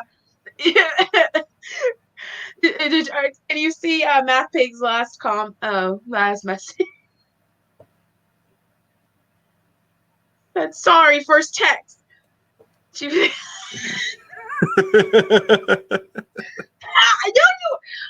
don't remember you saying sorry in the first text. I didn't stalk you. What are you talking? Now he's accusing me of. I ignore you. I don't remember you. I don't remember you saying sorry in your first text. I think maybe you think you said sorry, but I don't remember you actually ever saying it until like you knew I was really mad at you and I was hurt, and then you eventually apologized. Well, I think we might have done it for the slang for now. Oh my! If he wants to have more there, he can message me on Twitter. He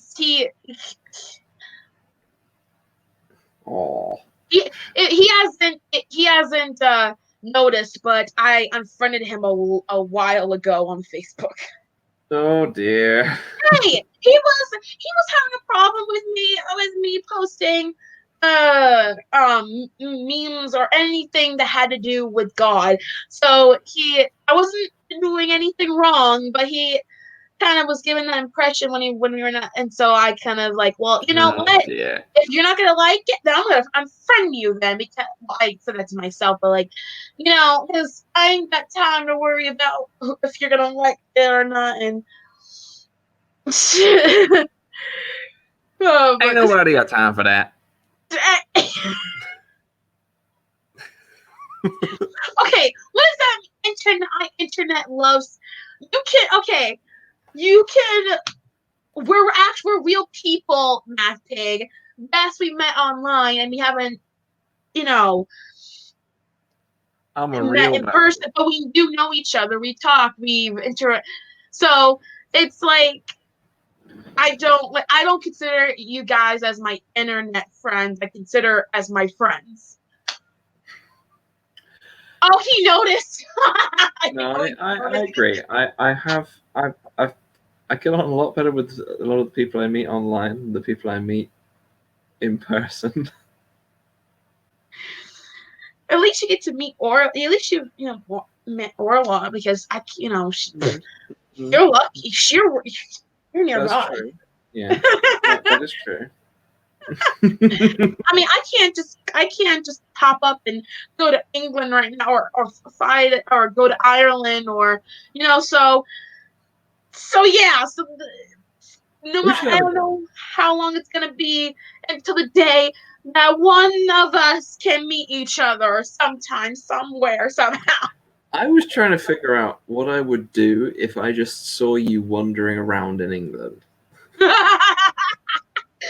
I figured out what my approach would be. I would kind of go up to you, Oh no. and I'd say something. I'd kind of approach, and I'd be like, "Sassy," and assuming that you were kind of, yeah, I'd be like, "What are you doing in Badger country?" I would then go, Badger! I would then know. I'd be weirded out. Yeah, I would be weirded out at first. Like, who the heck is? My heart would start racing, and I don't know who you are. And then, if you give that Badger name, I would say, Badger! And then I would just lunge at you and give you a, yeah. Yeah. All right. I reckon we should have a chat sometime, Math Pig. I think that'll be fun. He's nice to everyone else but me. He's blunt with me, you know. He's all nice and calm, but understand. And then with me, he's blunt. He doesn't care for her. Be blunt. Blunt with me. Yeah. He calls it tough love. Tough love. I can be blunt sometimes. But I mean, I can be blunt too. But I try to be nice when I'm blunt. But no, she. Now there's all kinds of little British phrases that sound like compliments until you know the backstory of them.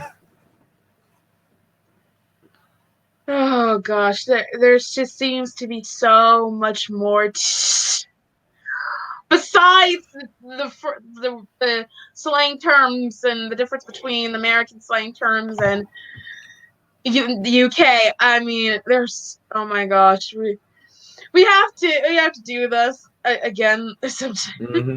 I'm trying to think of a good right. I once told a group of Americans that as a Brit I could insult them and they wouldn't realize I'd insulted them. Oh, you're calling me You're see again? There he is. Blunt. I tell you, you're sensitive.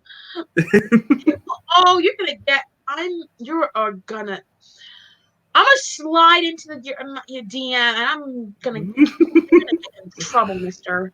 Yeah, so I just decided to describe someone in a very British way. Just it's not just the words though, it's the delivery that makes it what it is. So you're talking about someone. Oh god. And you just say like let's say I was talking about Math Pig, for example. I say, oh, that Math Pig guy, yeah, he's a real character. Well, I guess you. I mean, I wouldn't really. It depends on how you're saying, like what your intention behind it. I wouldn't. Now, if I said it in that quite specific way, the implication is that he's a character in the sense that he's odd, and because of the kind of bit before I said it, that implies that you should be careful when dealing with this person because there's an odd character. I for here, like if someone says that it it can mean different something different, like it doesn't always mean the same thing. It really depends on how someone says it. Oh, you should read what he said before then. I'm looking right at it and I'm trying not I don't know what to say to that. Oh, I like it when Sassy slides in. Well, this one.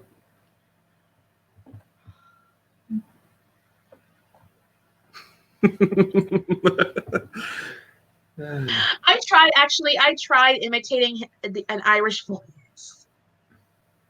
When I remember him saying something like "Oh, that was terrible." I'm not very good at Irish, but I'm worse at Welsh. Okay, Irish. It kind of sounds like a pirate. I'm not kidding you. Like if you hear Jacksepticeye, he's Irish. He has like a pirate voice, and he doesn't do it intentionally. It's his accent, and Matthew kind of sounds like it, kinda.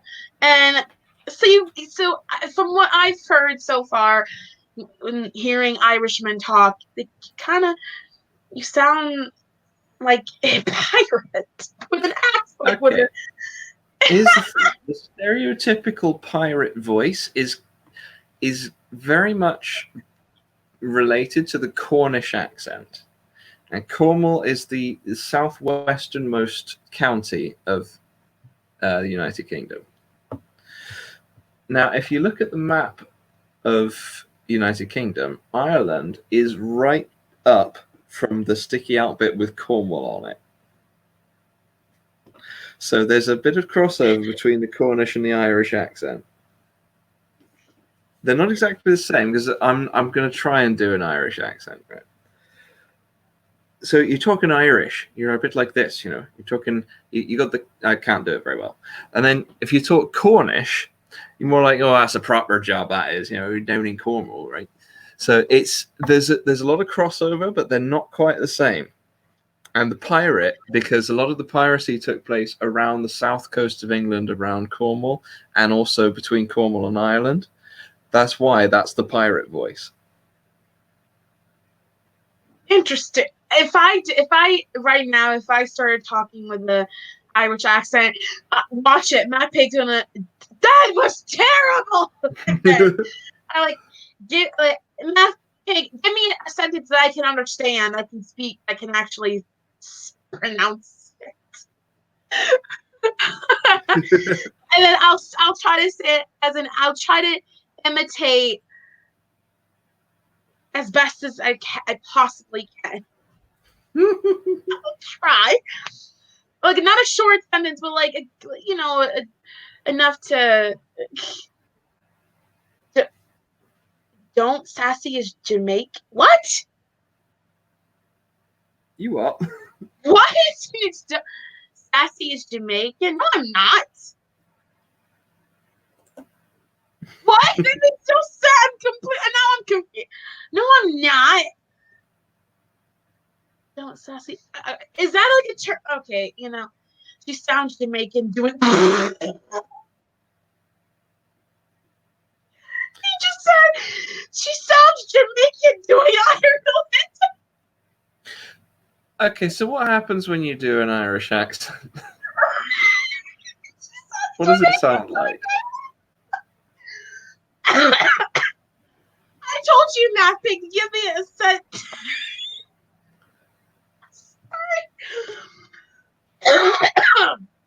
Okay. I'll try to think of something. Okay. I'm trying to figure out what to say. Oh God. I'm there myself. I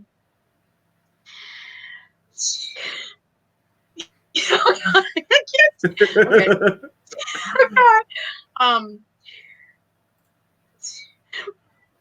She sounds Jamaican doing Ireland.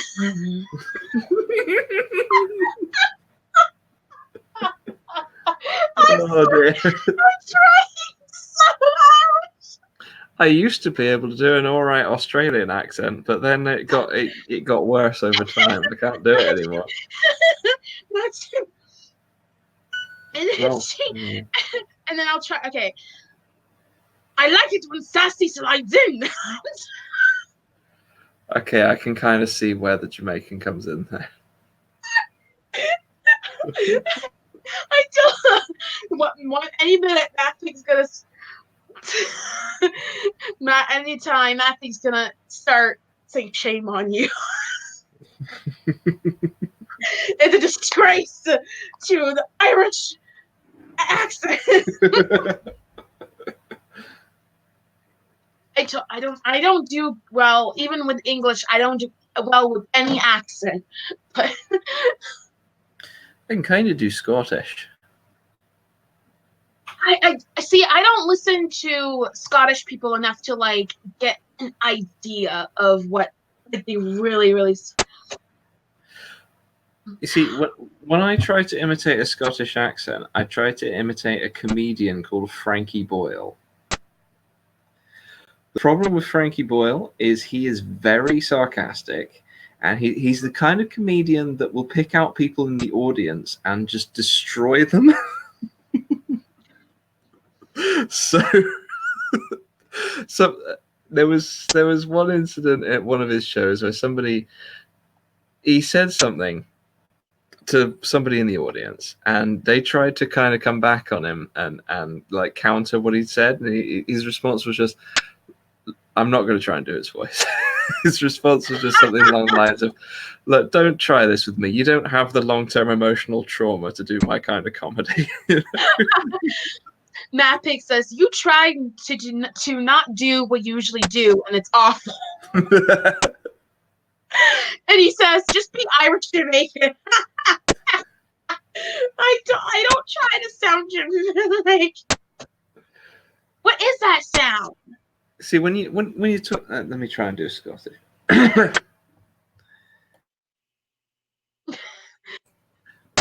Okay, I just thought I'd mute myself for a second and try and get into the Scottish voice, and it went completely wrong, so I'm not doing it now. I don't know how, but I managed to roll the R backwards.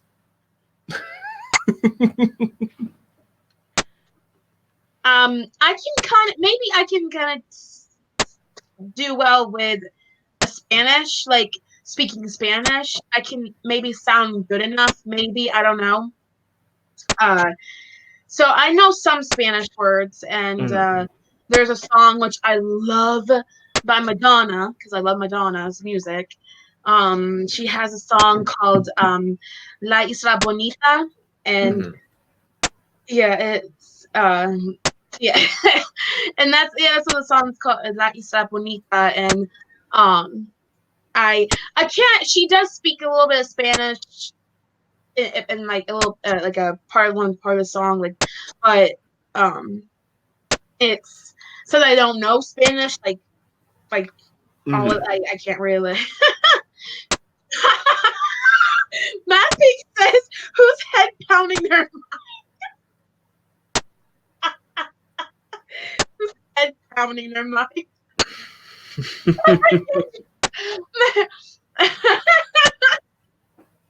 It's probably me.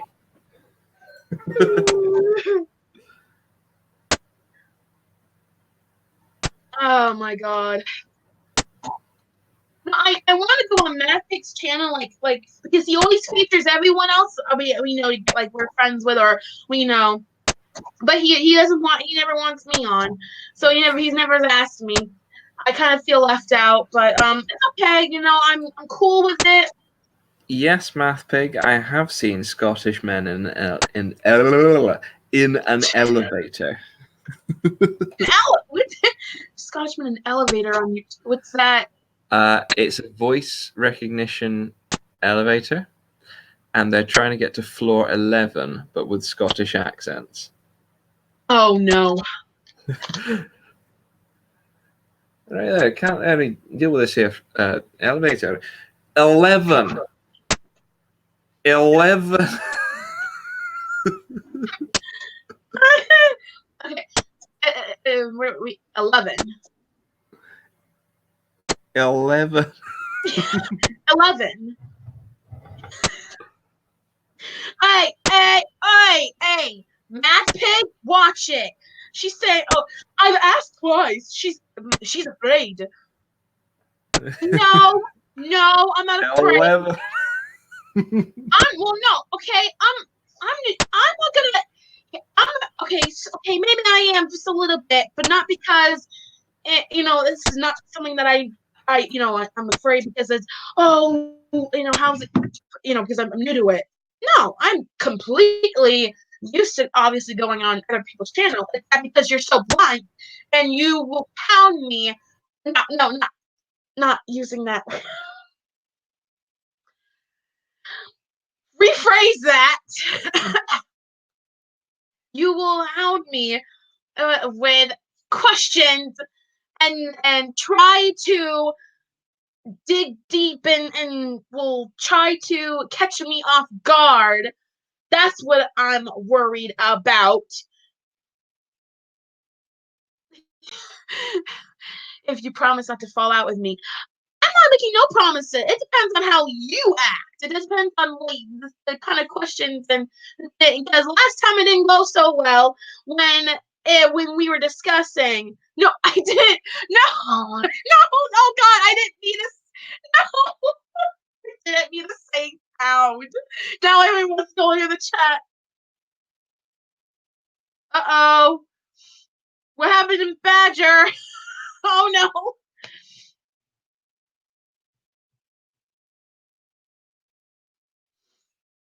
Uh-oh. Spaghetti-o.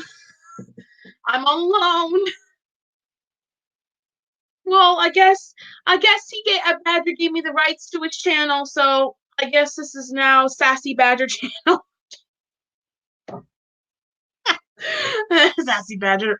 I'll message him and say, "Where are you? What happened?"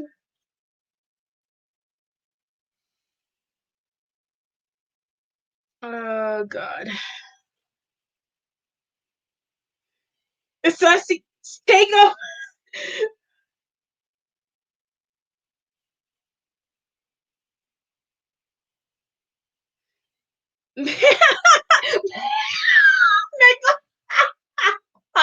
Make my bed.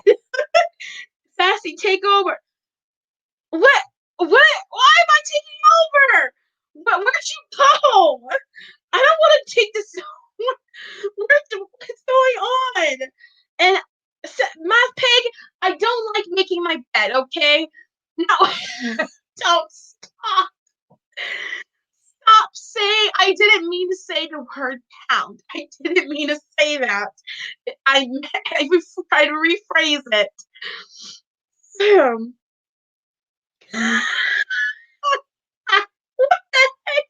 Sassy be sweating like a okay, seriously, Badger, where did you go? I'm not kidding. I messaged what's going on? This is not my show. This is your no point. What's going on? My laptop is neck.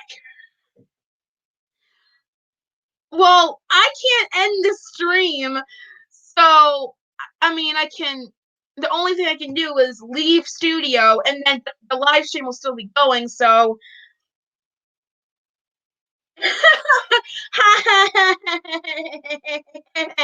all you want, Math Pig. Laugh all you want. Get your big kicks out of Badger, out of Badger just poofing from the stream, and me not knowing what the heck's going on, and everyone's making fun and saying, "Let's get back to the pounding," or hashtag sassy on the spot, or hashtag no pressure. Make fun of me all you want. Or a lot. Oh gosh, everyone's coming in when I'm alone. Everyone's coming in when I'm alone. Badger says, "Be right back." Yeah, hashtag blame math pig. I blame you. I blame you. Oh my god. Blame the pig. I broke his computer. Yeah, you broke his computer because maybe because entertain us. I'm not doing the dumb wish list. Stop asking. Stop asking, Dave. I'm not doing a bloody wish list. Stop. Seriously, you ask me that every single time. I'm not doing it. Nor will I ever, ever, ever, ever, ever, ever, ever, ever, ever, ever, ever in a trillion years will I make a wish list. So you can you got push that. Oh my god.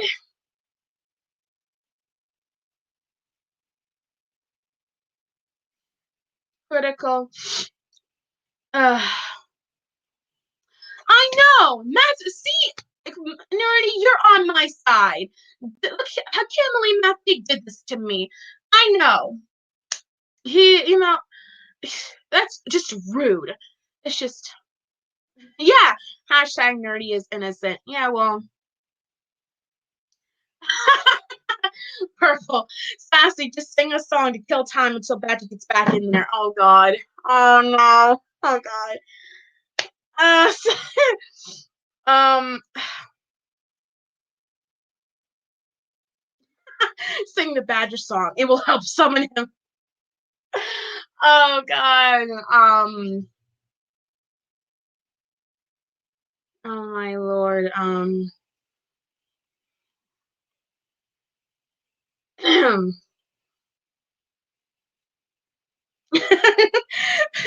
Mavic says, I'm collecting all these blames.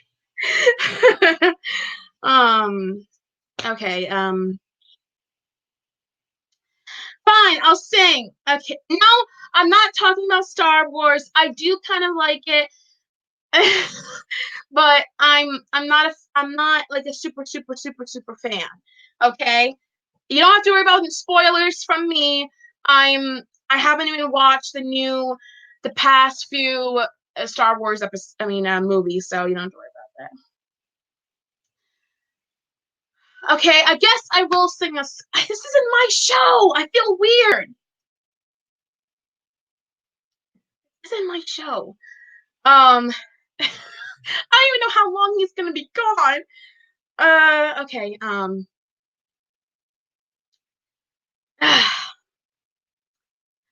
When I was just a little girl, my mama used to tuck me into bed and she read me a story. It always was about a princess in distress and how a guy would save her and end up with the glory. I lie in bed and think about the person that I want to be. Then one day I realized the fairy tale life wasn't for me. I don't want to be like Cinderella, singing in a dark, cold, dusty cellar, waiting for somebody to come and set me free. And I don't want to be like Snow White, waiting for his prince to come and save me on a horse of white. Unless we're riding side by side, I don't want to depend on no one else. I'd rather rescue myself. I can slay my own dragons. I can dream my own dream. And my knight in shining armor is me. So I'm gonna set me free. Oh, waiting for somebody to come and set me free. And I don't want to be like Snow White, waiting for his prince to come and save me on a horse of white. Unless we're riding side by side. I don't want to be like Cinderella, sailing in a dark, holistic cellar, waiting for somebody to come and set me free. And I don't want to be like Snow White, waiting to come and save me on a horse of white. Unless we're riding side by side, I don't want to depend on no one else. I'd rather rescue myself. That's it. I'm done. That's it. Okay, now he pops up. Were you just waiting to hear me? Now you pop up. I could have come back slightly sooner, but I didn't want to interrupt. No, you got seriously. You come up now. Yeah, I'm not quite sure what happened there. I was just sitting here, minding my own business, chatting away. This is not my show. This is not my show. I feel My weird. laptop just went. Ha! You want to talk to Sassy now, mate? Oh my god! I can't. Oh, oh, that was just. Oh, someone tagged me. Oh god. Come.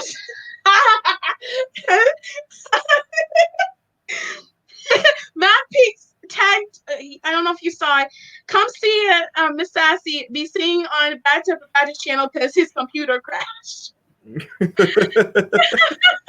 Oh my god! It just went no. I'm done. I've had enough. Computer just it literally blue screened. Matt Peaks is Miss Sassy. Don't look at Twitter. Oh my god! I knew it. I knew as soon as I was done singing, you were gonna come back. I knew it.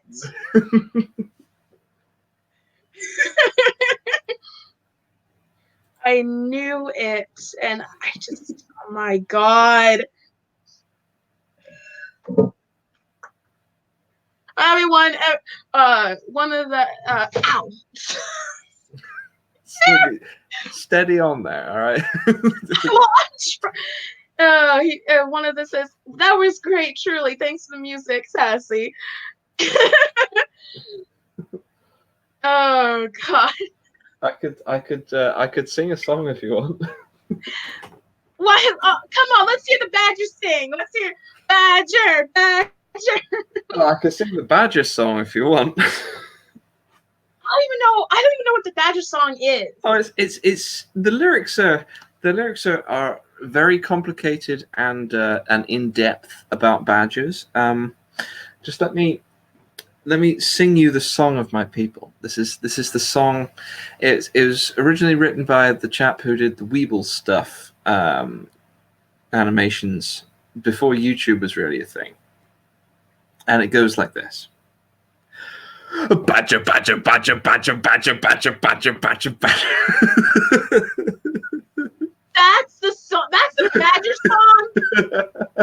Badger, badger, badger, badger. Oh, come. I thought it was gonna be like other lyrics besides Badger, badger, badger. Oh my god. Oh, there are other lyrics. But that sounds so stupid.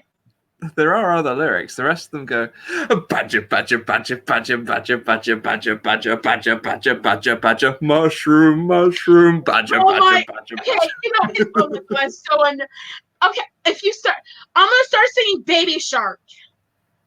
Oh, don't be singing a Baby Shark. Jesus is Lord says, oh, what the heck is going on in here? Right in the chat. Oh, wonderful.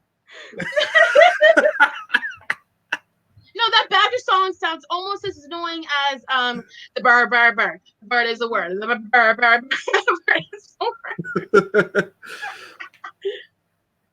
Oh my god. Math Pig, you might as well delete your post because you put it out as soon as I got done with. I wasn't, because I just got tagged as soon as I was done singing. Too late. I've retweeted it now. You retweeted it? What? I'm not singing anymore. Oh my god. I could sing the that song. What am I talking about? Oh my. I could sing that. I could sing the. When I could sing Barbie Girl, you be Ken and I'll be Barbie. Oh, I don't think I know that one well. Oh, I could sing you. You know Skyrim, the game. Yeah. I could sing some of the songs from Skyrim. I don't. Oh no, Jesus is Lord. Trump 2020. God. Have you heard? I've never heard of Amazing Horse. Have you heard that? The Bird bird is the word. Have you heard? Bird is the word. Bird is the word. Oh, Nerdy is pushing for a duet. Nerdy says duet. Okay. Would you like me to sing a song from Skyrim? Sure, because yeah, sure. What songs from Skyrim do I know?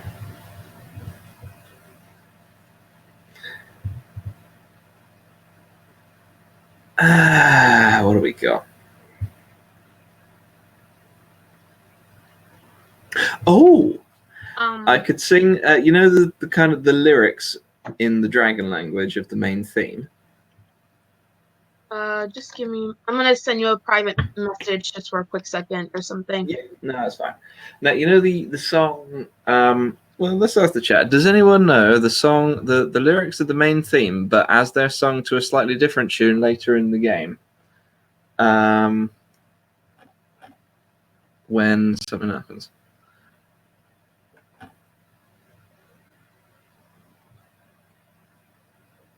When you're in Sovngarde fighting Alduin. That's the bit. Are you sending it to me in Twitter or in the StreamYard? In the StreamYard. Right, just give me a sec because I've lost the button off the top.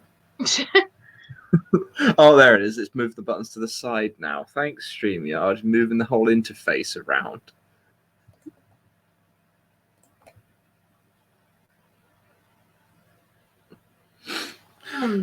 Right. Let me just get my singing voice on.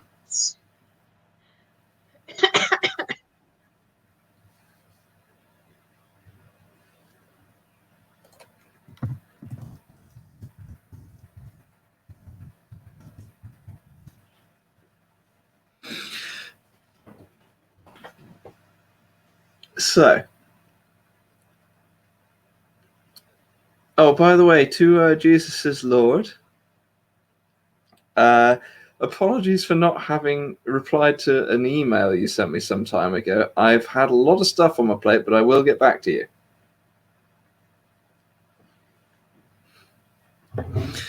What was I going to say? I was going to sing a song, wasn't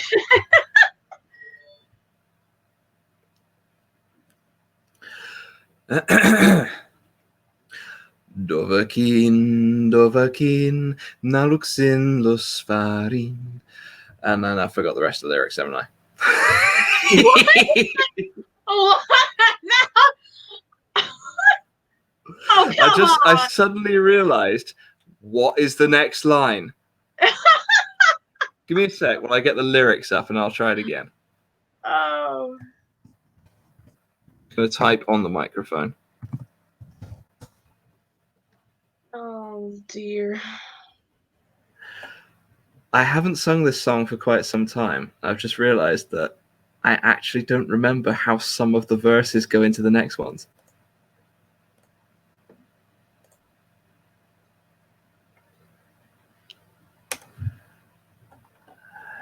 Mm-hmm. Oh, okay, here we go. Dovahkiin, Dovahkiin, Naluksin Lusfarin, wat ein vor kol mafera kastval. Arkvinorok palgran fodnost hon sindrozan, Dovahkiin farhin kog an mudral. How's that for you? It's good. I've never heard the song ever in my life, so I guess it sounds good. It's the music from Skyrim. Well, I don't do Sky. I don't play you don't do Skyrim. No, I'm sorry. I'm more of a Nancy Drew and Sims kind of girl. I can tell you the translated version if you want.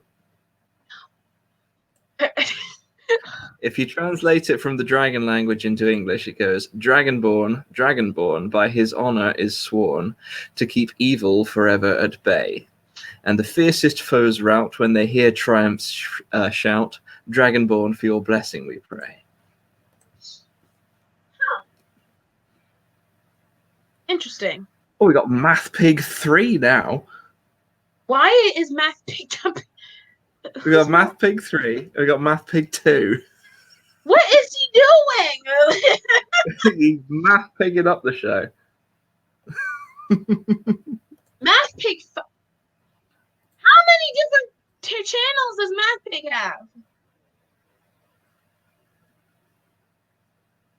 Damn.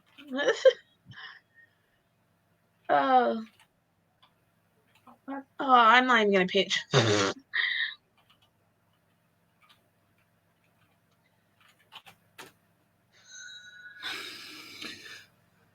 Oh God, here. Are we seriously gonna start talking politics? We're like, seriously, come on. I have one comment on this, which is, no, he won't, Jesus is Lord, because Critical Cripple is British. Oh, he will be your president again. Oh.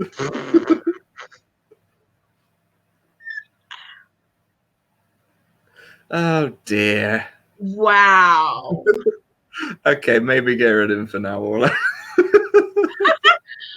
Wow. People says he's not my president now. Get over it.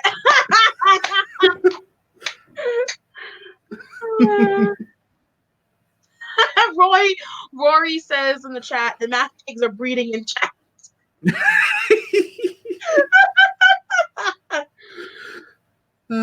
Anyway, we've been going for like 3 hours now. I know. went from one to like doing it for 1 hour to almost getting close to 3. Well, the first hour stayed mostly on topic. Oh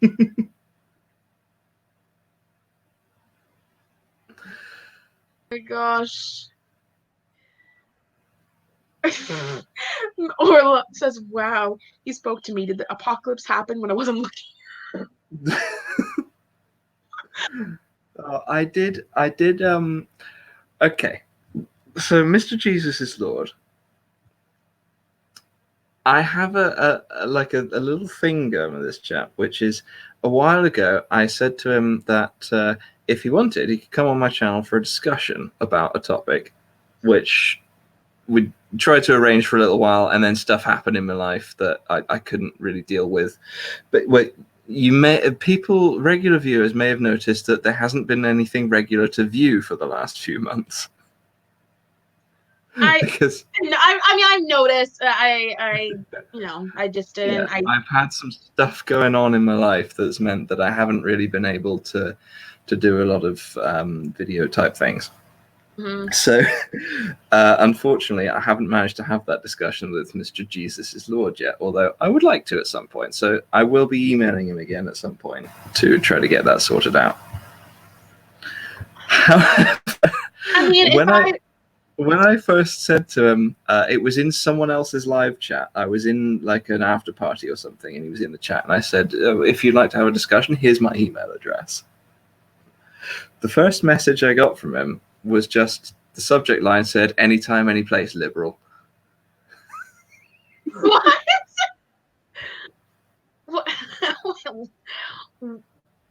Why would... Unfortunately, I couldn't quite do anytime, any place because I had to take a bit of a break for a while for other reasons. But I am planning to get this going again at some point.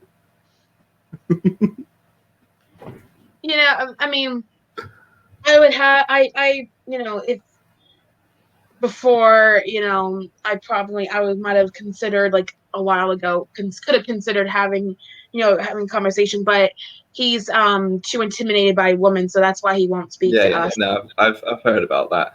Fortunately, I think I can bypass that problem. Oh, Math Pig, don't start! No, please don't start that whole beta. No, I can't. I've got that out of my head. I don't need to hear beta or no, don't. That's just. Oh, please, the Jesse Lee here. Stop. I can't take that much. I can't. Have you? Oh. So okay, apparently Math Pig 11 isn't actual Math Pig. It's someone It's else. not an actual math pig. It's not. It is someone else that took the name and also the We've got a picture. sneaky math pig in the chat.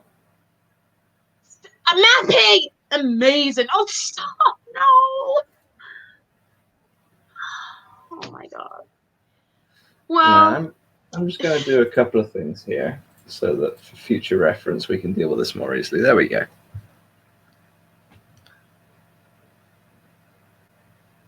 And yes, Rory, you did get me included in an original painting. I was very pleased with that. I love like I said, I love the thumbnail that you created for this live stream. It's awesome. Yeah, I am pleased with that. Hang on, let me just oh no, I can't do that, can I? It's on the okay. The thumbnail's on one computer, and I'm running the stream from my laptop, so it's not. I can't. I'm sensible.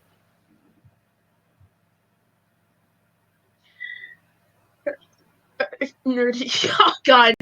Now the nerdy says it's you think it's you that's one of the Math Pig that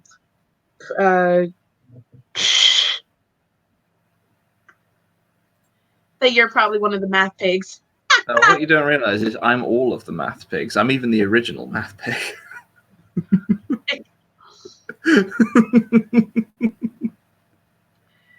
Oh dear. Well, I just pretend I can't do an Irish accent. God knows I can't. Now Math Pig says it could be Sassy. No, I don't want to waste my time being you. No, I'm kidding. I'm kidding. I'm playing. I love you, Math Pig. Oh, this is what I love doing to him. No one can be Sassy. No one can be me. So therefore, I'm just saying. I know no one can imitate. Well, no one. Well, I'm not gonna finish that. Oh, we've got a Math Pig 5 now. That's been in. There's the Math Pig 5, 11. The Math Pigs are multiplying.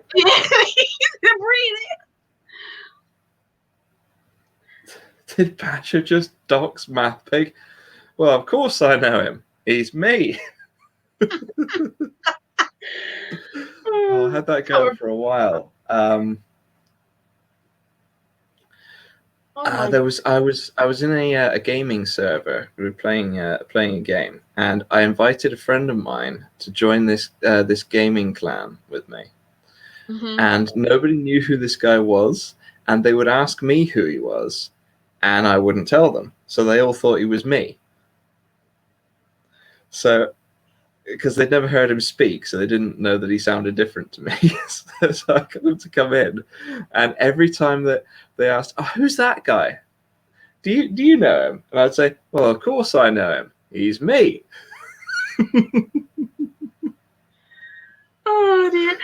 I still think you and Nerdy sound almost exactly the same, and no one's gonna change my mind. When you two are put in a room together, you start talking. I can't. Who's talking? You two have. There's gotta be someone that has to agree that like can. Oh yeah, they do. I can't be the only one, but apparently I am. But I don't want to be because you do. You two do. Oh my gosh. I agree with you there, Purple. That is not the one I tried to click on. I have to be mean. No one else is qualified for the position. No, they don't, Dave. They don't sound completely different. They sound almost exactly the same. Badger sounds like Nerdy. Nerdy sounds like Badger. I'm sorry. They do. I sound nothing like Badger. Nerdy. Badger, you two sound so much alike, and I will find someone. I will find someone that will listen to the two of you and will say, yes, I agree with you. I agree with you, Sassy.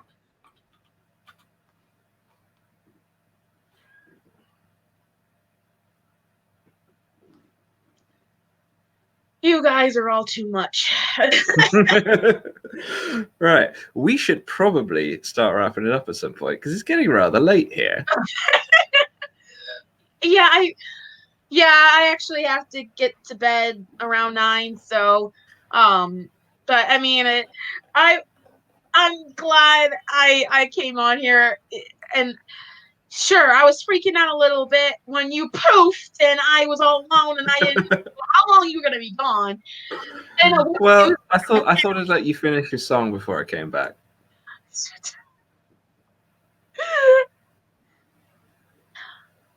Oh, Math Pig's trying to be nice to me. He says, "Pick a date. I'll schedule a stream now." I can. I think I'm busy.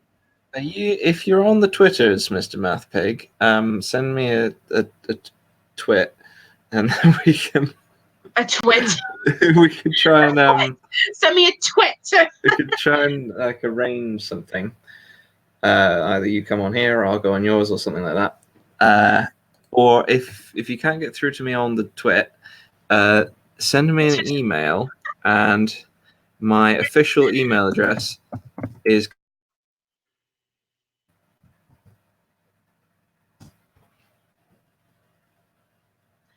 Oh dear. So send me an email at that email address if you can't get through to me on Twitter. February. I can't. I should mention that that is an actual functioning email address. I arranged a debate with S.J. Thomason using that email address. She did not comment on it once.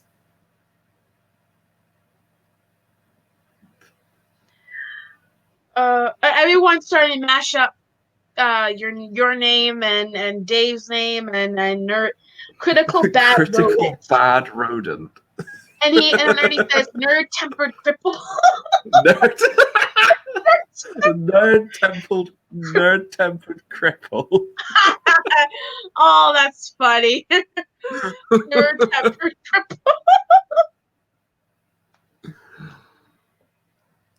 Rory, I don't think Badger does after parties. Not like Neil, and I've already seen your at person. I could do an after party, but it is getting rather late. Orla, come on! Oh, I don't need to hear. Oh, we don't need to know that. I'll tell you what. I might do a quick after show. It'll be like a 20-minute thing. What's wrong with you guys? Oh. Should we wrap this one up then and do a right? Just a second while I figure out how to make StreamYards work. I can stay until 9, like like for the app, but then I will have to. Well, I'll have to. Oh no, that's fine. Orla, behave yourself, please. We don't need to know that personal information.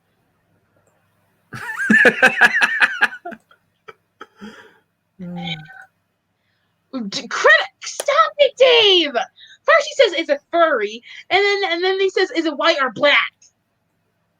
Okay, here we go. Anyone who wants to come in the after party, I'll get this right in a minute. Probably won't. Anyone who wants to come in the after show, here is a link. Oh God. Oh God, who is gonna come in? Oh no. So, Sassy, if you want to click that link, because I've done a new thing so it doesn't clog up this video. We've already got 3 hours on this one. Shall we? Okay. Before we go, if you have anything you want to tell people that any projects you're working on or stuff like that, I will put links to your channel in the description later because my brain is falling out. Not really. I mean, I plan on being on Gray Skeptic's channel next week on Tuesday, I think Tuesday. And yeah, Tuesday. If nothing changes. But yeah, that's really so far what I have going on right now. But yeah, I haven't really gotten a lot of like projects going on like with other channels or anything. But everyone's being I'm okay. I'm out. Oh jeez, everyone's start. Do you see the live chat? Right, anyone wants to join me in the after thing, click that link quick before I end this one. Okay. I'm trying to let me get that link. Where's that link? Okay. Okay, I clicked on it. I'm fine now. But thank you for having me on. This is a lot of fun learning about. I'll still have to wrap my head around everything you've told me. Oh, it was a good fun chat. So, yeah, thanks for coming, everyone, and thank you for joining me again, Sassy. We should have another one of these chats where we stay on topic and keep to the time that we said. Yeah, my singing, everything, nothing to do. Right, let's move to the after party one. Okay, bye, everyone. Good night.